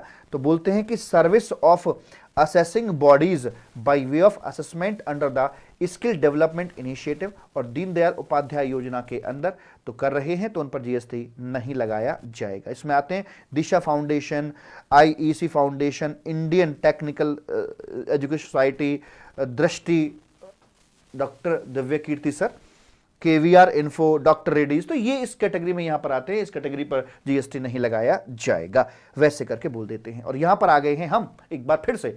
ये क्या सर जी? ये पिक्चर है एक, यहां पर ये मैं खड़ा हुआ हूं और ये इधर बैठे हुए हैं आपके यूपीएससी क्वालिफाई करने के बाद बने हुए आईआरएस ऑफिसर्स। लेकिन ये सर यूनिफॉर्म में कैसे, तो आईपीएस लग रहे हैं सर। यूनिफॉर्म कस्टम्स के अंदर यूनिफॉर्म दी जाती है, इसलिए यूनिफॉर्म में बैठे हुए हैं ये। तो मैं इनको ट्रेन करता हूं आईआरएस ऑफिसर। 45 ऑफिसर्स हैं, 40 from India and 5 from Bhutan. जैसे इंडिया में यूपीएससी, वहां पर रॉयल कमीशन चलता है, तो उनको यहां कोटा है, 5 बंदे उनके यहां आते हैं हर साल ट्रेन होने के लिए। तो मालिक यहां पर मैं आपको बताना चाहता हूं मेरे भूरा कि इसमें लिखा है कि जो मैं यहां पर रहकर इनको सर्विसेज प्रोवाइड जो करा रहा हूं वैसे करके, तो रेसिपिएंट कौन बनता है? रेसिपिएंट वो जो पैसा देगा रे। तो रेसिपिएंट यहां बनती है सरकार। सरकार से हमें पैसा मिलता है, ना कि ऑफिसर से पैसा मिलता है। तो सारा खर्चा, आना फ्री, जाना फ्री, खाना फ्री, सब सरकार बेयर करके चलती है। बहुत मजा आता है। मैं लिटरली आपको बताऊं, मैं ऑफिसर को पढ़ाने के लिए जाता हूं, तो वहां पर मेरा ऑब्जेक्टिव पैसा कमाना बिल्कुल भी नहीं होता है, लेकिन उसमें जो जो एक रिस्पेक्ट मिलता है, जो साहब वाला कल्चर हम जी के आते हैं। मेरा ड्रीम था कि मैं यूपीएससी क्वालिफाई करके मैं एक दिन आईएएस बनूंगा, ये मेरा ड्रीम था। लेकिन किन्हीं कारणों से मेरा ड्रीम पूरा नहीं हुआ एंड मैं इधर लाइन में आया, सी लाइन में आया। पर मैं जब यहाँ ऑफिसर को पढ़ाने जा रहा होता हूँ तो मैं अपना ड्रीम जी रहा होता हूँ। वहाँ पर जब पहुँचते हैं, भारत सरकार लिखी हुई गाड़ी पहुँचती है, गेट खुलता है, साहब साहब आगे साहब, तो वहाँ सर नहीं साहब कल्चर चलता है ना। तो बहुत बहुत मज़ा आता है। अब रैपिड फायर बैच है तो क्या कर सकते हैं। चलिए जी, तो यहाँ पर आकर मालिक, तो यहाँ ऐसे करके किया जाता है। तो इस पे जीएसटी नहीं लगाया जाएगा। तो जो भी मुझे वहाँ से पैसा मिलता है उस पैसे पर जीएसटी नहीं लगाया जाएगा। प्रेम से बोलेंगे राधे राधे। तो मेरे केस में तो 100% गवर्नमेंट बियर करती है। लेकिन अगर मान लीजिए कल को ये ऐसा हो जाए कि सरकार ने कहा कि भैया देखो, अगर कोई बच्चा दिव्यांग है, अगर कोई बच्चा दिव्यांग है तो कैपेबल नहीं है, तो गवर्नमेंट ने कहा कि ठीक है राजकुमार जी, ऐसे बच्चे की 75% फी हम दे रहे हैं, और जो दिव्यांग बच्चा है ना, तो उसकी 25% फीस आप उससे लेना। अगर आपकी फीस 10,000 है तो बच्चे से फीस लोगे सिर्फ आप 2,500, बाकी फीस हम आपको कंट्रीब्यूट कर देंगे। तो ऐसे में मुझे बताइए, क्या यहां पर जीएसटी आएगा कि नहीं आएगा? नहीं सर, जीएसटी नहीं लगाया जाएगा। तो गवर्नमेंट क्या एग्जम्पशन क्या बोलती है? कहते हैं service provided to the central government, state government, UT, recipient ये हैं, under any training programme for which 75% और more of the total expenditure is borne by the government. तो वहां पर ऐसा किया जाता है 75% और पहले 100% था, लेकिन अब बोल रहे हैं कि अगर गवर्नमेंट 75% भी बियर कर रही है, स्पेशल रेजोल्यूशन वाला भी बियर कर रही है, तो भी हम इसको एग्जेम्प्ट कर देंगे। ऐसे करके यहां पर बोला जाता है। तो कौन कौन से पॉइंट्स हमने इसमें टच किए मालिक? सबसे पहले देखा जर्नलिस्ट का पॉइंट, देखा कि जो वहां पर आ रहा है इनवार्ड सप्लाई के तौर पे, उस पर जीएसटी नहीं है। लाइब्रेरी दोनों तरह की एग्जेम्प्टेड है। स्टूडेंट को दी गई, स्टूडेंट फैकल्टी स्टाफ को या एंट्रेंस वाले को दी गई सर्विस सबकी सब एग्जाम्प्ट है। टीसीएस स्कूल के लिए एग्जाम्प्ट है, एंट्रेंस एग्जाम संबंधित सभी के लिए एग्जाम्प्ट है। और जो एजुकेशनल पीरियोडिकल्स जो थे वो कॉलेजेस के लिए एग्जाम्प्ट यहाँ पर किए गए हैं। और सर्कुलर के अंदर छोटी छोटी बात बताई गई है। कॉर्पोरेट कम इंस्टीट्यूट रोजगार पैदा करने के लिए बोला गया था। तो यहाँ पर ये जो है अपने मालिक बोल देते हैं कि भाई जीएसटी के दायरे में नहीं आएगा। इसी पैटर्न पर ऑनलाइन चलाया गया एसडीआई और दीनदयाल उपाध्याय ग्रामीण कौशल योजना, और आगे है एजुकेशनल ट्रेनिंग, जहां पर पैसा देती है सरकार 75% और मोर। तो वहां पर आकर भी हम कह रहे हैं कि जीएसटी की बातें नहीं करी जाएंगी। प्रेम से बोलेंगे राधे राधे। ठीक राधे? हाँ सर एकदम ठीक है। को दान धर्म शिक्षा की बात हमारी हो चुकी है। अब हम बात करने जा रहे हैं यहाँ पर स्वास्थ्य की। चले मेरे भूरा? हाँ जी चलिए सर जी। पहला पॉइंट आता है इसमें आपका वेटरनरी क्लिनिक का। क्या बोलते हैं, इनकी शक्ल देखिए जरा, क्या कह रहे हैं ये कह रहे मैं इलाज करूंगा। कह रहा तू करेगा क्रिमसी, तू करेगी? ये कह रहा हाँ करेंगे इसका करेंगे दोनों मिलकर इलाज। ये तो कह रहे हैं कि services by veterinary clinic in relation to health care of birds और एनिमल, पशु और पक्षियों की हेल्थ केयर की जब बात की जा रही है तो वैसे करके एग्जम्पशन दे दी जाएगी। संजय गांधी पेट हॉस्पिटल या जितने भी पेट क्लिनिक्स आपके बने हुए हैं, जीएसटी नहीं लगाया जाएगा। आगे बोलते हैं हेल्थ केयर की जो सर्विसेज का मतलब क्या होता है। हेल्थ केयर का मतलब डायग्नोस हो गया, ट्रीटमेंट हो गया, केयर हो गया। जब भी आप या कोई भी पशु पक्षी जाएगा या आप जाओगे तो डॉक्टर सबसे पहले डायग्नोस करता है। अब ये तो नहीं रहेगा आप सीधे टेस्ट करवाते हैं, क्योंकि डॉक्टर का भी बताते हैं कमीशन होता है, बट आई डोंट नो। तो सबसे पहले टेस्ट कराए जाते हैं कि एग्जैक्टली पोजीशन क्या है।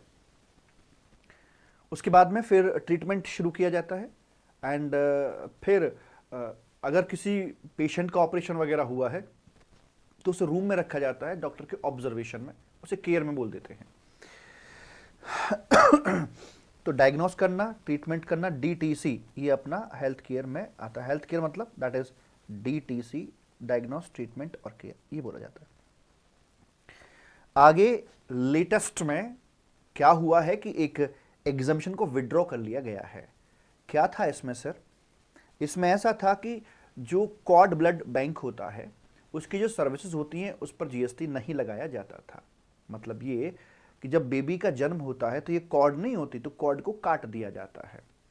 जन्म के समय बेबी का बहुत सारा जो ब्लड होता है वो वेस्ट चला जाता है, लेकिन वो ब्लड उस बच्चे के लिए अमृत के समान होता है। जैसे माँ का दूध बच्चे के लिए अमृत के समान होता है, वैसे वो ब्लड भी उसके लिए अमृत ही है। वो कैसे? अगर उस ब्लड को प्रिजर्व करके रखा जाए तो मान लीजिए अगर भविष्य में उस बच्चे को कोई घातक बीमारी हो जाती है तो उस ब्लड के माध्यम से उस बीमारी को ठीक किया जा सकता है। रेड सेल्स, व्हाइट सेल्स, उनकी मदद से उसको ठीक कर सकते हैं। तो जो जिन लोग इसके बारे में अवेयर होते हैं वो उस ब्लड को वेस्ट नहीं जाने देते हैं। वो क्या करते हैं कि जो ब्लड बैंक वाले होते हैं उनको बुलाते हैं और बोलते हैं कि ठीक है भाई साहब, आप इसे ले जाइए, स्टोर कर ले जाइए एंड रखिए अपने पास में, और वो स्टोरेज चार्जेस वन टाइम हमसे ले लेते हैं, वैसे करके बोलते हैं। अब इस सर्विस को कर दिया गया है, एग्जम्पशन को विड्रॉ कर लिया गया है, मतलब कि अब इस घटना के ऊपर जीएसटी लगाया जाएगा। सर ऐसा क्यों? ये तो हेल्थ संबंधी है सर, फिर इस पर जीएसटी क्यों लगाया गया? माना कि हेल्थ संबंधी है, बस इसका जो कनेक्शन है वो इनडायरेक्ट नेक्सस, नेक्सस मतलब कनेक्शन, इनडायरेक्ट नेक्सस है विद हेल्थ। डायरेक्ट नहीं है, डायरेक्टली हॉस्पिटल आपसे जुड़ा हुआ है, डॉक्टर क्लिनिक आपसे जुड़ा हुआ है, जो रूबरू होते हैं, लेकिन ये थोड़ा सा बैक एंड पे चले जाते हैं। इनडायरेक्ट नेक्सस है, और डायरेक्ट नेक्सस को ही गवर्नमेंट ने एग्जम्प्ट छोड़ा है, इनडायरेक्ट को गवर्नमेंट ने खत्म कर दिया है। आगे बात समझ में? तो यहाँ एग्जम्पशन में आगे गवर्नमेंट जब चाहे जितना मर्जी खेल सकती है। आप नोटिस कीजिए जरा, जो सप्लाई वाला चैप्टर है जहां पर आपकी वो नेगेटिव लिस्ट ऑफ सप्लाई लिखी हुई है, तो उसमें बहुत चेंजेस नहीं हुए। जो पहले से पता था यार ये आपको सप्लाई नहीं बनने देना, उसमें चेंज नहीं है, लेकिन यहाँ एग्जम्पशन में आए दिन चेंज होते रहते हैं। कभी नई एग्जम्पशन आ जाती है, कभी एग्जम्पशन विड्रॉ हो जाती है। और इस बार सरकार ने क्या किया है, जितनी जितनी इनडायरेक्ट नेक्सस वाली एग्जम्पशंस थी उन सबको विड्रॉ करके उनको वापस फिर से जिंदा कर दिया है। उनके बाल फिर से बढ़ गए हैं, उन पर जीएसटी लगा दिया गया है। तो ये ब्लड बैंक की जो सर्विसेज हैं नाउ लायबल टू जीएसटी हो जाएगी। अब देखना जितनी भी अमेंडमेंट लेटेस्ट आई हैं उन सबका सार ये निकलेगा कि गवर्नमेंट अपने कलेक्शन को बढ़ाना चाह रही है, ज़्यादा से ज़्यादा लालच बढ़ता जा रहा है। जब पहले का पुराने समय के अंदर मंथली रेवेन्यू आईडीटी का 1 लाख के पार नहीं जाता था, 1 लाख करोड़ के पार नहीं जाता था, अब जब जीएसटी का रेवेन्यू 1 लाख करोड़ के पास गया गवर्नमेंट बड़ी खुश हुई। फिर 1 करोड़ 20 लाख के पार गया, 1 करोड़ 40 लाख के पार गया, 1.5 लाख करोड़ तक टच मार आया है। अब पता नहीं सरकार की क्या मंशा है कि 2 लाख करोड़ तक पहुंचाने का लक्ष्य रखा हुआ है। क्या रखा हुआ है ये सरकार जाने। तो यहां देख रहे हैं कि बहुत सारी एग्जम्पशंस को विड्रॉ किया गया, जिन जिनका इनडायरेक्ट नेक्सस था सब उड़ा दिए यहां से आकर। आगे बोलते हैं services by way of health care की services by a clinical establishment और एन ऑथराइज्ड मेडिकल प्रैक्टिशनर और पैरामेडिक्स। क्लिनिकल एस्टेब्लिशमेंट का मतलब हो जाता है आपके जो भी हॉस्पिटल्स हैं, जो भी नर्सिंग होम एटसेट्रा हैं, वो सभी आपके यहाँ पर आ जाते हैं। डॉक्टर का क्लिनिक भी आपका यहाँ पर आ जाता है, नहीं यहाँ डॉक्टर आपके इधर साइड में आ गए, ऑथोराइज्ड मेडिकल प्रैक्टिशनर डॉक्टर लोग यहाँ पर आ गए, और पैरामेडिक्स मतलब आपका जो नर्सिंग स्टाफ है या जो भी सपोर्टिव स्टाफ है वो यहाँ आ जाता है। डाइटिशियन भी सपोर्टिंग स्टाफ में आता है, और फिजियोथेरेपिस्ट भी इसी सपोर्टिंग स्टाफ में आता है। पैरामेडिक्स बोल देते हैं कि जो डॉक्टर को सपोर्ट दे रहे होते हैं। तो चाहे अस्पताल वगैरह ये दे रहे हों, चाहे ये कर रहे हो, चाहे ये कर रहे हो। What about pathology lab? Pathology lab 2 तरह से आपको देखने को मिलती है, इंडोर भी होती है, आउटडोर भी होती है। तो जो पैथोलॉजी लैब है वो भी आपकी क्लिनिकल एस्टैब्लिशमेंट में फॉल करती है, और वो भी अपनी एग्जम्प्ट रहेगी, चाहे वो इंडोर हो, चाहे आउटडोर हो, चाहे अस्पताल के अंदर हो, या फिर डॉक्टर लाल पैथ लैब की तरह इंडिपेंडेंटली बाजार में सिर्फ वो हो, तो वहां पर भी एग्जम्पशन दे दी जाती है। लेकिन यहां पर एक बात निकल के नहीं आई सामने। इन्होंने बोला है कि अगर हेल्थ केयर की सर्विस देने वाले ये लोग हों तो ही एग्जाम्शन मिलेगी, वरना एग्जाम्शन नहीं दी जाएगी। मतलब कि अगर बंगाली बाबा या कोई झोला छाप डॉक्टर जो क्वालिफाइड नहीं है, उसके पास डिग्री नहीं है, अगर वो हेल्थ केयर की सर्विस दे, गांव में जाकर देखिए आज भी झोला छाप डॉक्टर जो मतलब उनके पास शहर में किसी डॉक्टर के पास रह ली कुछ समय तक, फिर वो खुद ही डॉक्टर बन जाते हैं और ट्रीटमेंट करते भी ठीक है। मतलब मजे की बात ये कि गांव में जाकर देखिए, they are not qualified but treatment ठीक कर रहे हैं। हाँ, वो अलग बात है 100 में से कोई एक केस बिगड़ जाता है और व्यक्ति की डेथ तक हो जाती है, ऐसा भी आपको सुनने में मिला होगा, तो रिस्की मैटर पड़ जाता है जी। ठीक है,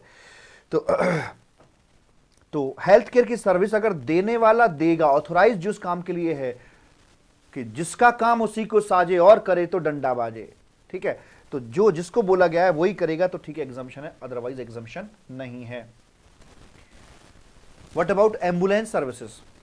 एम्बुलेंस सर्विस भी हेल्थ केयर की सर्विस है, यस, लेकिन एग्जाम्शन क्या सिर्फ तभी दी जानी चाहिए जब अस्पताल प्रोवाइड करा रहा हो? अगर मान लीजिए मैं एक नेक काम करता हूं और मैं 4-6 एम्बुलेंस बना के उतार देता हूं सड़कों पर कि ठीक है भाई, जहां जैसे नीड होगी आप कॉल कीजिए इस नंबर पे, आपको एम्बुलेंस मिलेगी, नॉमिनल प्राइसेस पर मिलेगी, तो क्या मैं इस काम को करने के लिए एलिजिबल नहीं हूं? मैं एलिजिबल हूं, क्योंकि इसमें कोई टेक्निकलिटी की आवश्यकता नहीं पड़ती है। तो एम्बुलेंस के लिए अलग से उन्होंने बताया कि service provide bye transportation of patient in an ambulance other than those specified in A above. तो उसके अलावा मतलब जो हॉस्पिटल, नर्सिंग होम वगैरह, इनके अलावा कोई और मेरे जैसा आदमी भी जो नॉन ऑथोराइज्ड है वो भी देगा तो चलेगा, बिकॉज उसमें किसी टेक्निकल चीज की आवश्यकता नहीं पड़ती है, वैसे करके बोल दिया जाता है मालिक। आगे हेल्थ केयर की सर्विस का मतलब क्या होता है? Means any service by way of diagnostic हो, ट्रीटमेंट हो, केयर फॉर इलनेस हो, इंजरी हो, डेफॉर्मिटी हो, एबनॉर्मिटी हो, प्रेगनेंसी हो, in any recognised system of medicine, recognised हो। बहुत सारी थेरेपी वगैरह चलती है, रेक की हीलिंग हो गया, यूरिन थेरेपी होगी, पता ना क्या क्या थेरेपी चलती है, यूरिन पिलाते हैं खुद का ही, है ना, तो वो भी एक थेरेपी बताते हैं, और स्टोन्स वगैरह से थेरेपी करते हैं, क्या क्या करते हैं पता नहीं, दैट आर नॉट रिकॉग्नाइज्ड। तो उनकी बात यहाँ पे नहीं कर रहे हैं हम, उनकी बात कर रहे हैं जो कि recognised in Indian medical system है, उनकी बात कर रहे हैं। सिर्फ वही अपनी एग्जाम्प्टेड, रेकी वगैरह जो अपना जो भी हैं ये सब टैक्सेबल कैटेगरी में आ जाती हैं। ठीक है जी। और क्या आएगा हेल्थ केयर के अंदर? And include service by way of transportation of the patient, ambulance भी हेल्थ केयर में आ गई, but does not include hair transplant. जब हेयर ट्रांसप्लांट कराने के लिए जाते हैं तो किसी के बाल झड़ गए और भाई वो तो अपना बड़ा शर्माता है व्यक्ति, अब गया हेयर ट्रांसप्लांट करवा के आ जाता है अपना। तो ये क्या था, ये क्या मतलब हेल्थ केयर की एक्टिविटी थी? The answer is no. ये सौंदर्य को बढ़ाने के लिए किया गया था ये। और वैसे भी जब डॉक्टर के यहाँ जाओगे ना, तो ये डॉक्टर का जो हेयर ट्रांसप्लांट वाले होते हैं, तो उनका जो प्रमाइसिस होगा वो उसमें अस्पताल वगैरह जैसी कोई बात नहीं दिख रही होगी, वो आपको कुछ ऐसी फील दे रहा होगा जैसे कॉस्मेटिक सेंटर है। Are you getting my point? कुछ ऐसी फील आ रही होगी वहां से, आपको दवाइयों की महंग नहीं आ रही होगी, कॉस्मेटिक सेंटर जैसी फील वहां से आ रही होगी।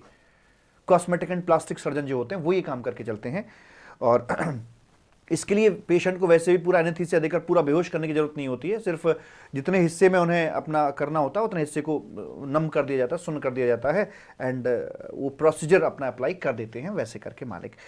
तो हेयर ट्रांसप्लांट हेल्थ केयर में नहीं आएगा। प्लास्टिक और कॉस्मेटिक सर्जरी जो होती हैं तो इसको हम दो भागों में बांट सकते हैं। नंबर एक ये कि वो केयर के लिए है या क्योर के लिए है। अगर किसी व्यक्ति का मेजर एक्सीडेंट हो जाता है और डॉक्टर को उसकी मल्टीपल सर्जरी करनी होती है, उसकी चेहरा बिगड़ गया है बहुत ज़्यादा, आपने देखा हो कभी कभी व्यक्तियों के एक्सीडेंट इतने मेजर हो जाते हैं कि चेहरे बिगड़ जाते हैं कि अगर इंसानी शेप से बाहर हो जाता है उनका चेहरा कि अगर कोई देखे तो डर जाए। तो उसके चेहरे को वापस रिस्टोर करने के लिए, एक इंसानी शेप में लाने के लिए multiple surgeries are required necessary in the medical field.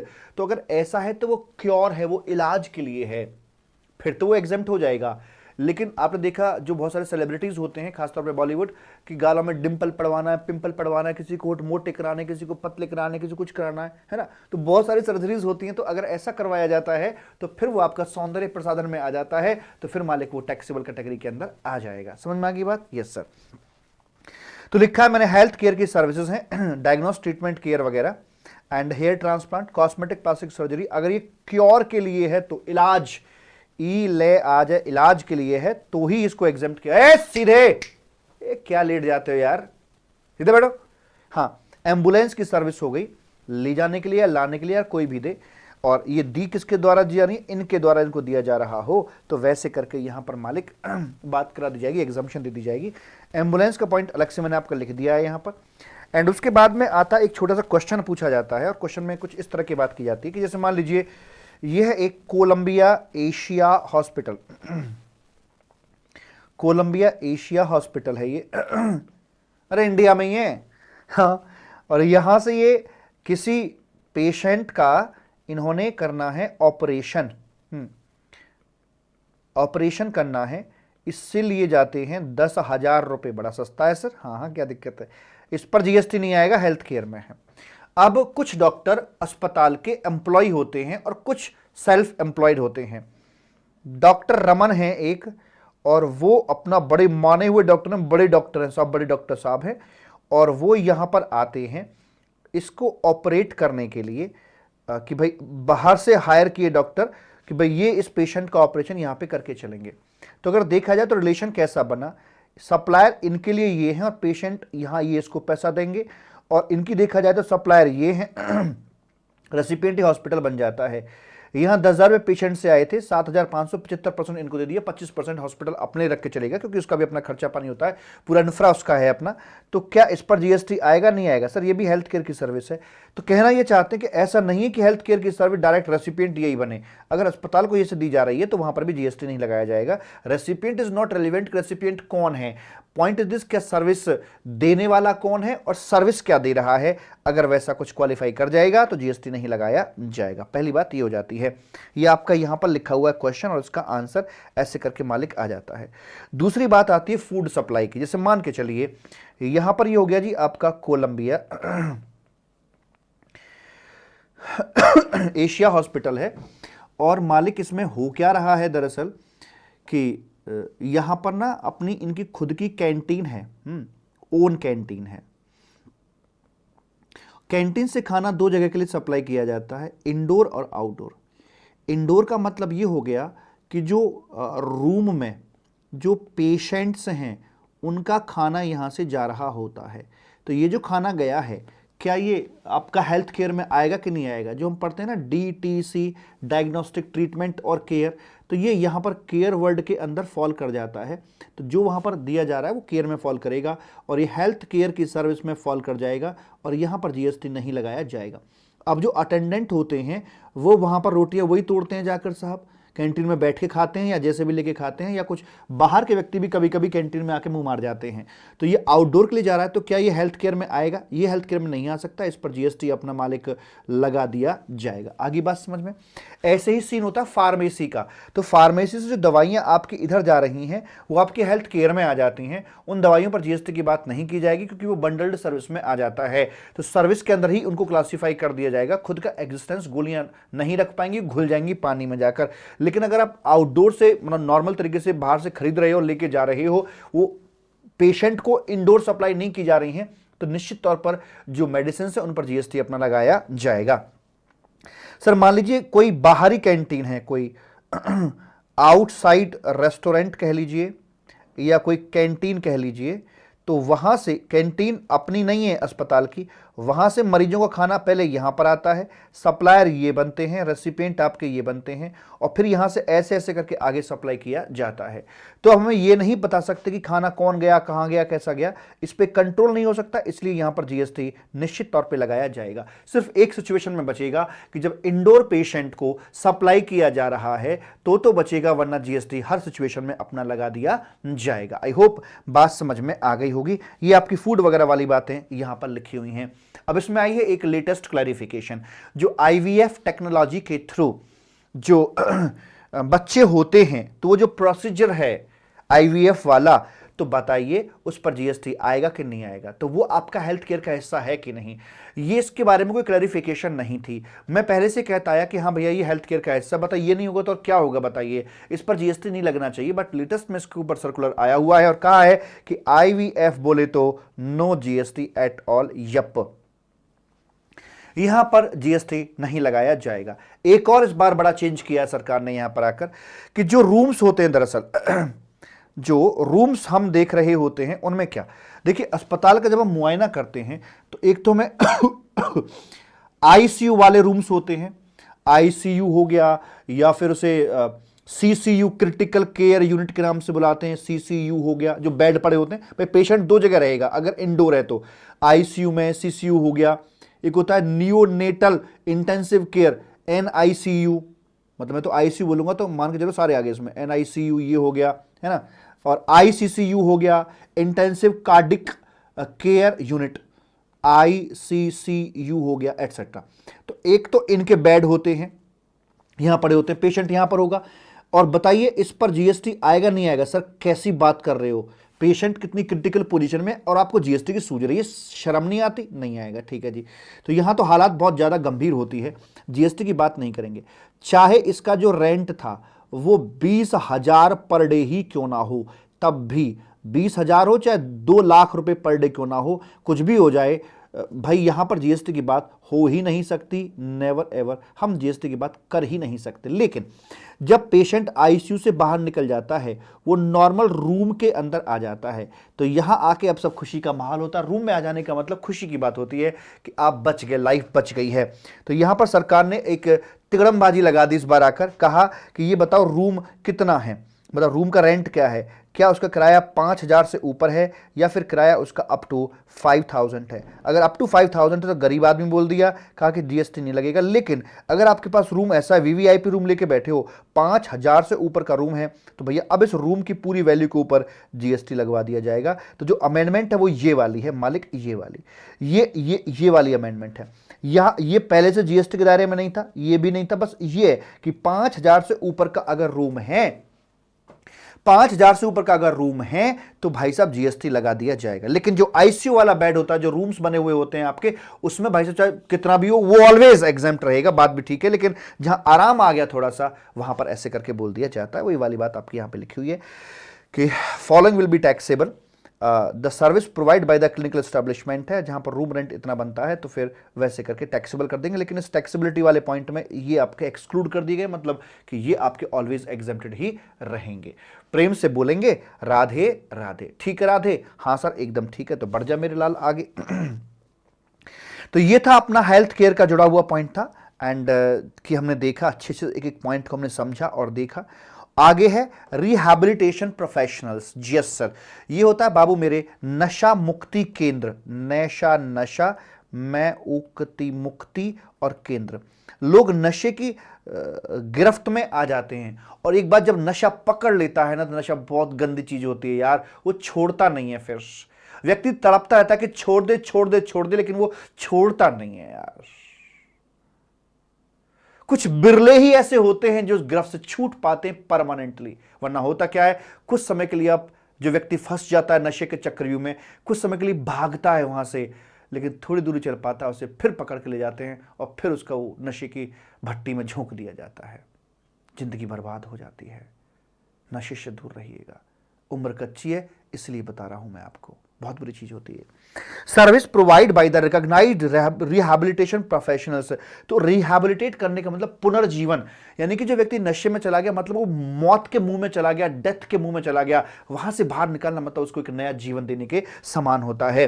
कहते हैं कि service provided by the recognised rehabilitation professionals by way of rehabilitation therapy और counselling and such other activities as covered by the said act at the कहां पर medical establishment, educational institutes, rehabilitation center established by the central government वगैरह या फिर trust या government जहां चला रही हो इनको, तो वहां पर आकर नशा मुक्ति जो केंद्र बने हुए हैं मालिक, उन पर जीएसटी नहीं लगाया जाएगा। बात बिल्कुल ठीक है।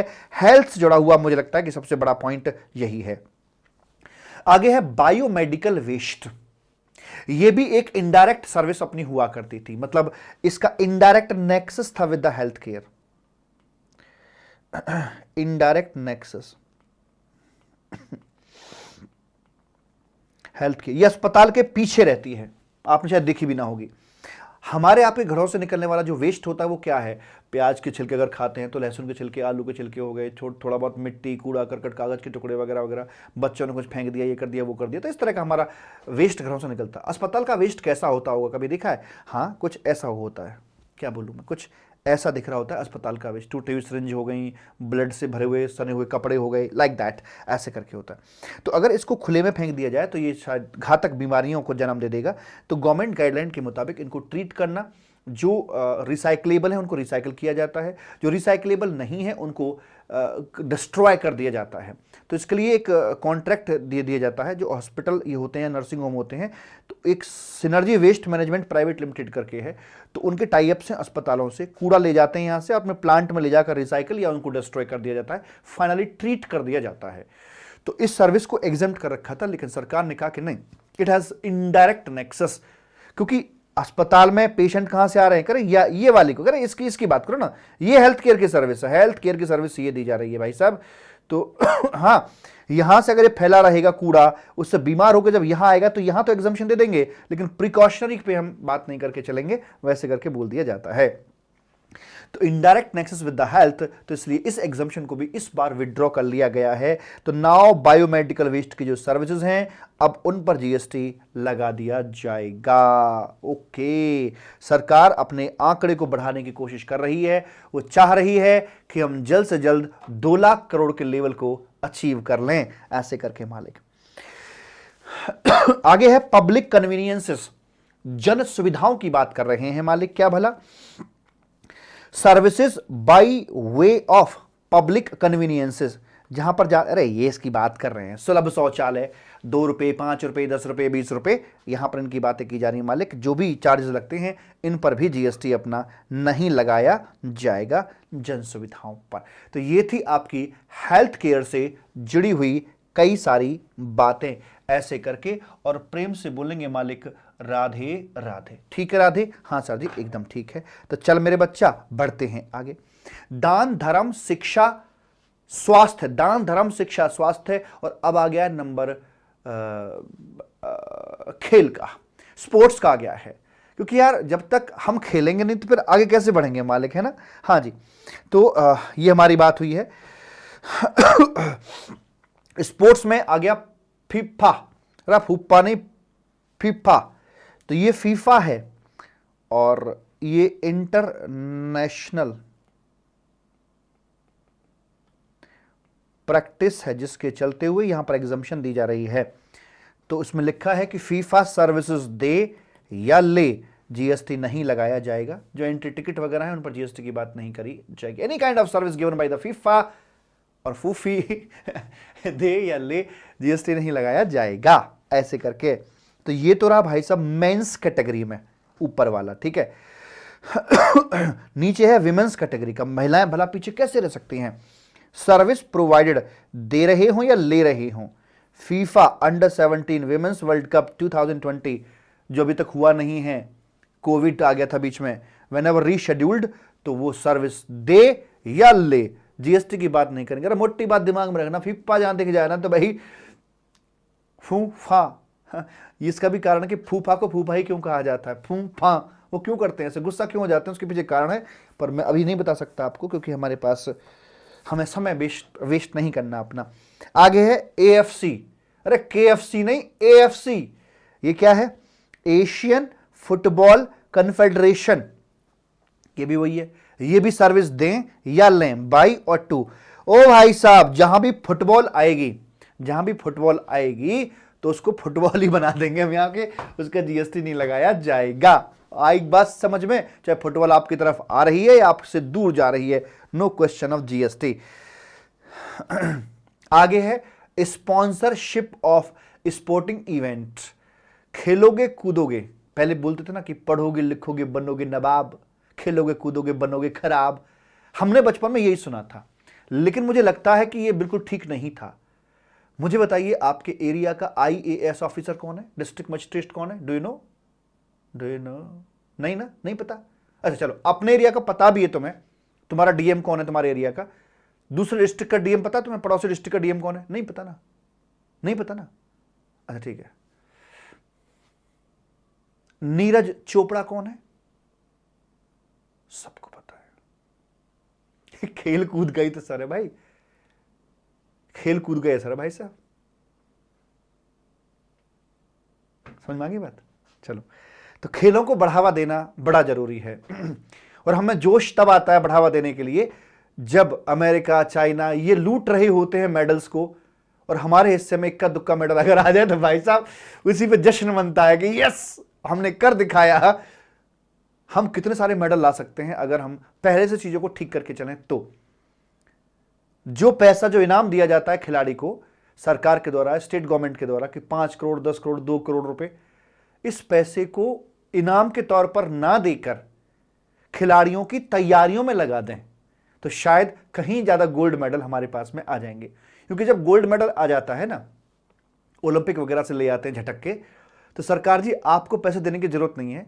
उन प्लेयर्स के पास इतने सारे इंडोर्समेंट, इतनी सारी एडवर्टीजमेंट आ जाती है कि रातों रात सैकड़ों करोड़ रुपए बन जाते हैं उनके, रातों रात। तो सरकार आप एक काम करें, इस पैसे को आप तैयारी में लगाएं, अच्छी उनको सुविधाएं दें, इंटरनेशनल लेवल की उनको फैसिलिटीज दें जिनमें कि वो अपनी प्रैक्टिस कर सकें और आगे बढ़ सकें। हमारे इंडिया में भाई साहब अगर अपनी से पे आ जाए ना तो हर तरह का टैलेंट, हर तरह का हुनर हमें कूट कूट कर भरा हुआ है। कोई चैलेंज करके तो दिखाए, आग लग जाती तन बदन में और हम 500 की स्पीड से दौड़ना शुरू कर देते कि यस हम करके दिखा सकते हैं, हम कर सकते हैं। ये जज्बा, ये हुनर, ये ताकत, ये हम सभी के भीतर कूट कूट कर भरी हुई है। ये भारत देश की बात कर रहा हूं मैं आपसे, ना कि सिर्फ अपनी और हम आपकी और अपनी। स्पॉन्सरशिप स्पोर्टिंग इवेंट्स की बात कर रहे हैं। ये रहा, ये स्पॉन्सरशिप होता है। टाटा टीसीएस का यहां पर लोगो लगा हुआ है। कोई एक इवेंट यहां पर हो रही है, खेल प्रतियोगिता हो रही है, शायद दौड़ भाग यहां पर हो रहा है, आई थिंक सो, या फिर कोई रेस हो रही है जो स्पोर्ट्स वैसे कुछ करके है। तो हाँ, लगता दौड़ी कुछ हो रही है यहाँ पे। तो इसमें क्या हो रहा है मालिक कि जो टीसीएस का ये लगा हुआ है, सर इसको लगाने से फायदा क्या होता है? एक बहुत बड़ी बात बोलने जा रहा हूं, ध्यान से सुनना मेरी। यहां कोई ये नहीं कह रहा कि टीसीएस या टाटा, क्या टाटा को अपना आज भी एडवर्टीजमेंट करने की जरूरत है? कौन नहीं जानता टाटा को? बड़े से बड़ा, छोटे से छोटा, हर व्यक्ति टाटा को अच्छे से जानता है। फिर भी टाटा ये पैसा खर्च क्यों कर रही है? सोचने वाली बात है। सब कोई जानते हैं लेकिन फिर भी। तो एक यूनिवर्स का रूल है, कोई भी चीज पर जितना ज्यादा फोकस जाता है वो चीज उतनी ही ज्यादा मजबूत होती है। यहां आपने देखा ना, टाटा दिमाग में गया, टाटा, फिर कहीं देखोगे टाटा, फिर कहीं देखोगे टाटा, बार बार दिमाग में टाटा टाटा टाटा ही आएगा। आ रही बात समझ में? तो टाटा मजबूत हो रहा है। फोकस। आप किसी को दिन रात सोचते रहो, अब मुझे रात दिन तुम्हारा ही खया, तुम कमजोर हो रहे हो, वो मजबूत हो रही है, मतलब हो रहा जो भी, जैसे एज द केस में भी। तो आपकी ताकत उधर ट्रांसफर हो रही है, इसलिए ज्यादा सोचना नहीं चाहिए। समझ में आ रही बात? फोकस बनाते हैं। बचपन में लेंस लेते थे, सूरज के सामने रखकर कागज में आग लगा देता था, कागज में आग, क्योंकि वो एनर्जी को इकट्ठा करके फोकस्ड हो जाती है एनर्जी, है ना, तो आग लग जाती थी। इसलिए फोकस में बहुत बड़ी ताकत होती है। कभी वक्त मिलेगा तो बताऊंगा फोकस की ताकत क्या होती है। तो फोकस मांगते हैं ये, इसलिए इन्होंने पैसा खर्च किया है। तो अगर खेलों के लिए इन्होंने पैसा दिया है तो उस पर जीएसटी नहीं लगाया जाएगा।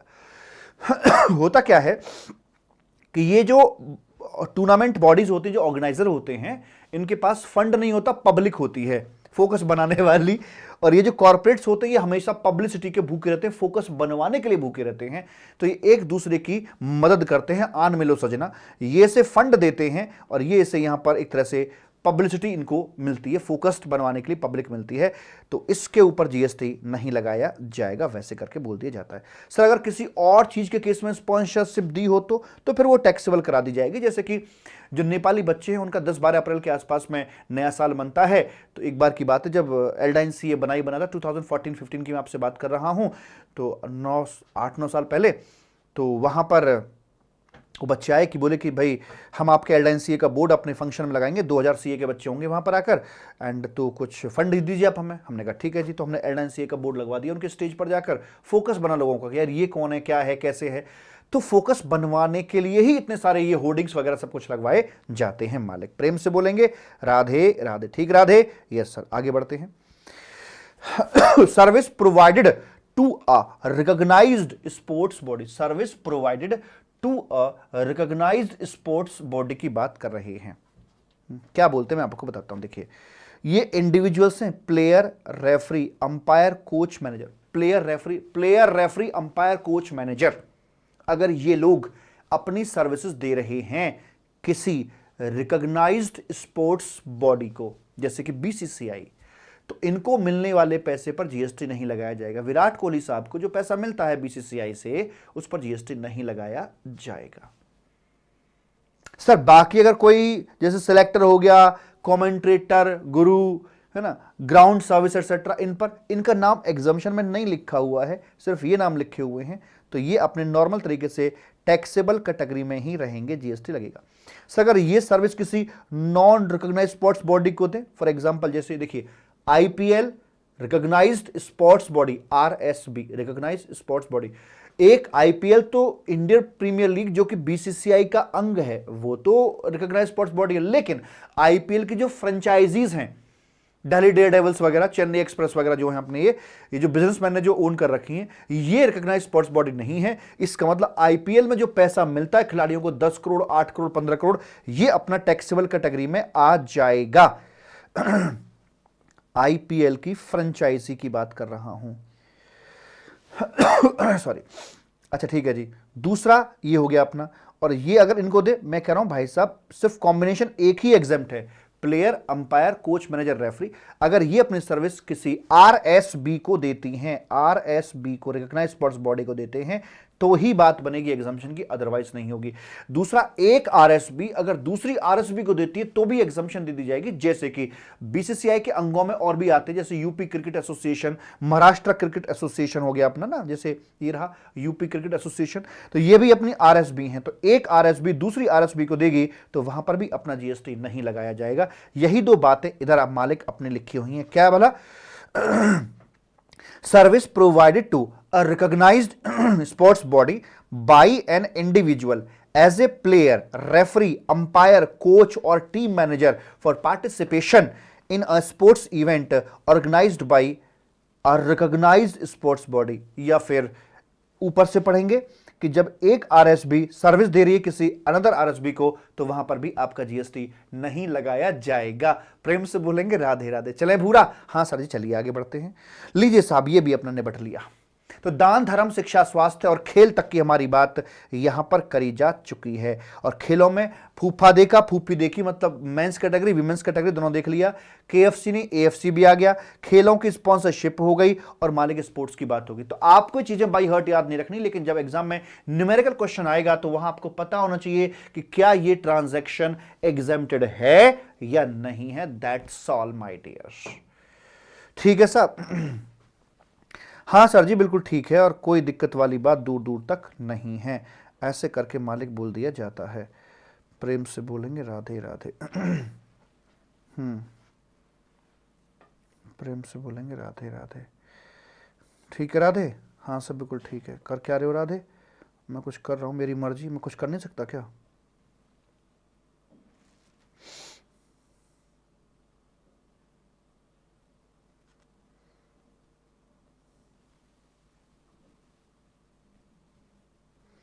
चलो।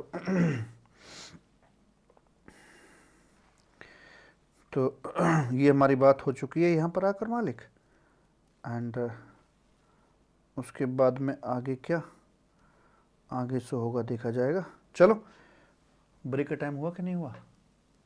हाँ हो तो गया सर, लगभग लगभग। तो ब्रेक दे दूं क्या मैं आपको? दान, धर्म, शिक्षा, स्वास्थ्य, खेल, सरकार, किसान, मनोरंजन, इतनी बातों के बाद में आप कह रहे हैं कि हमें ब्रेक दे दो।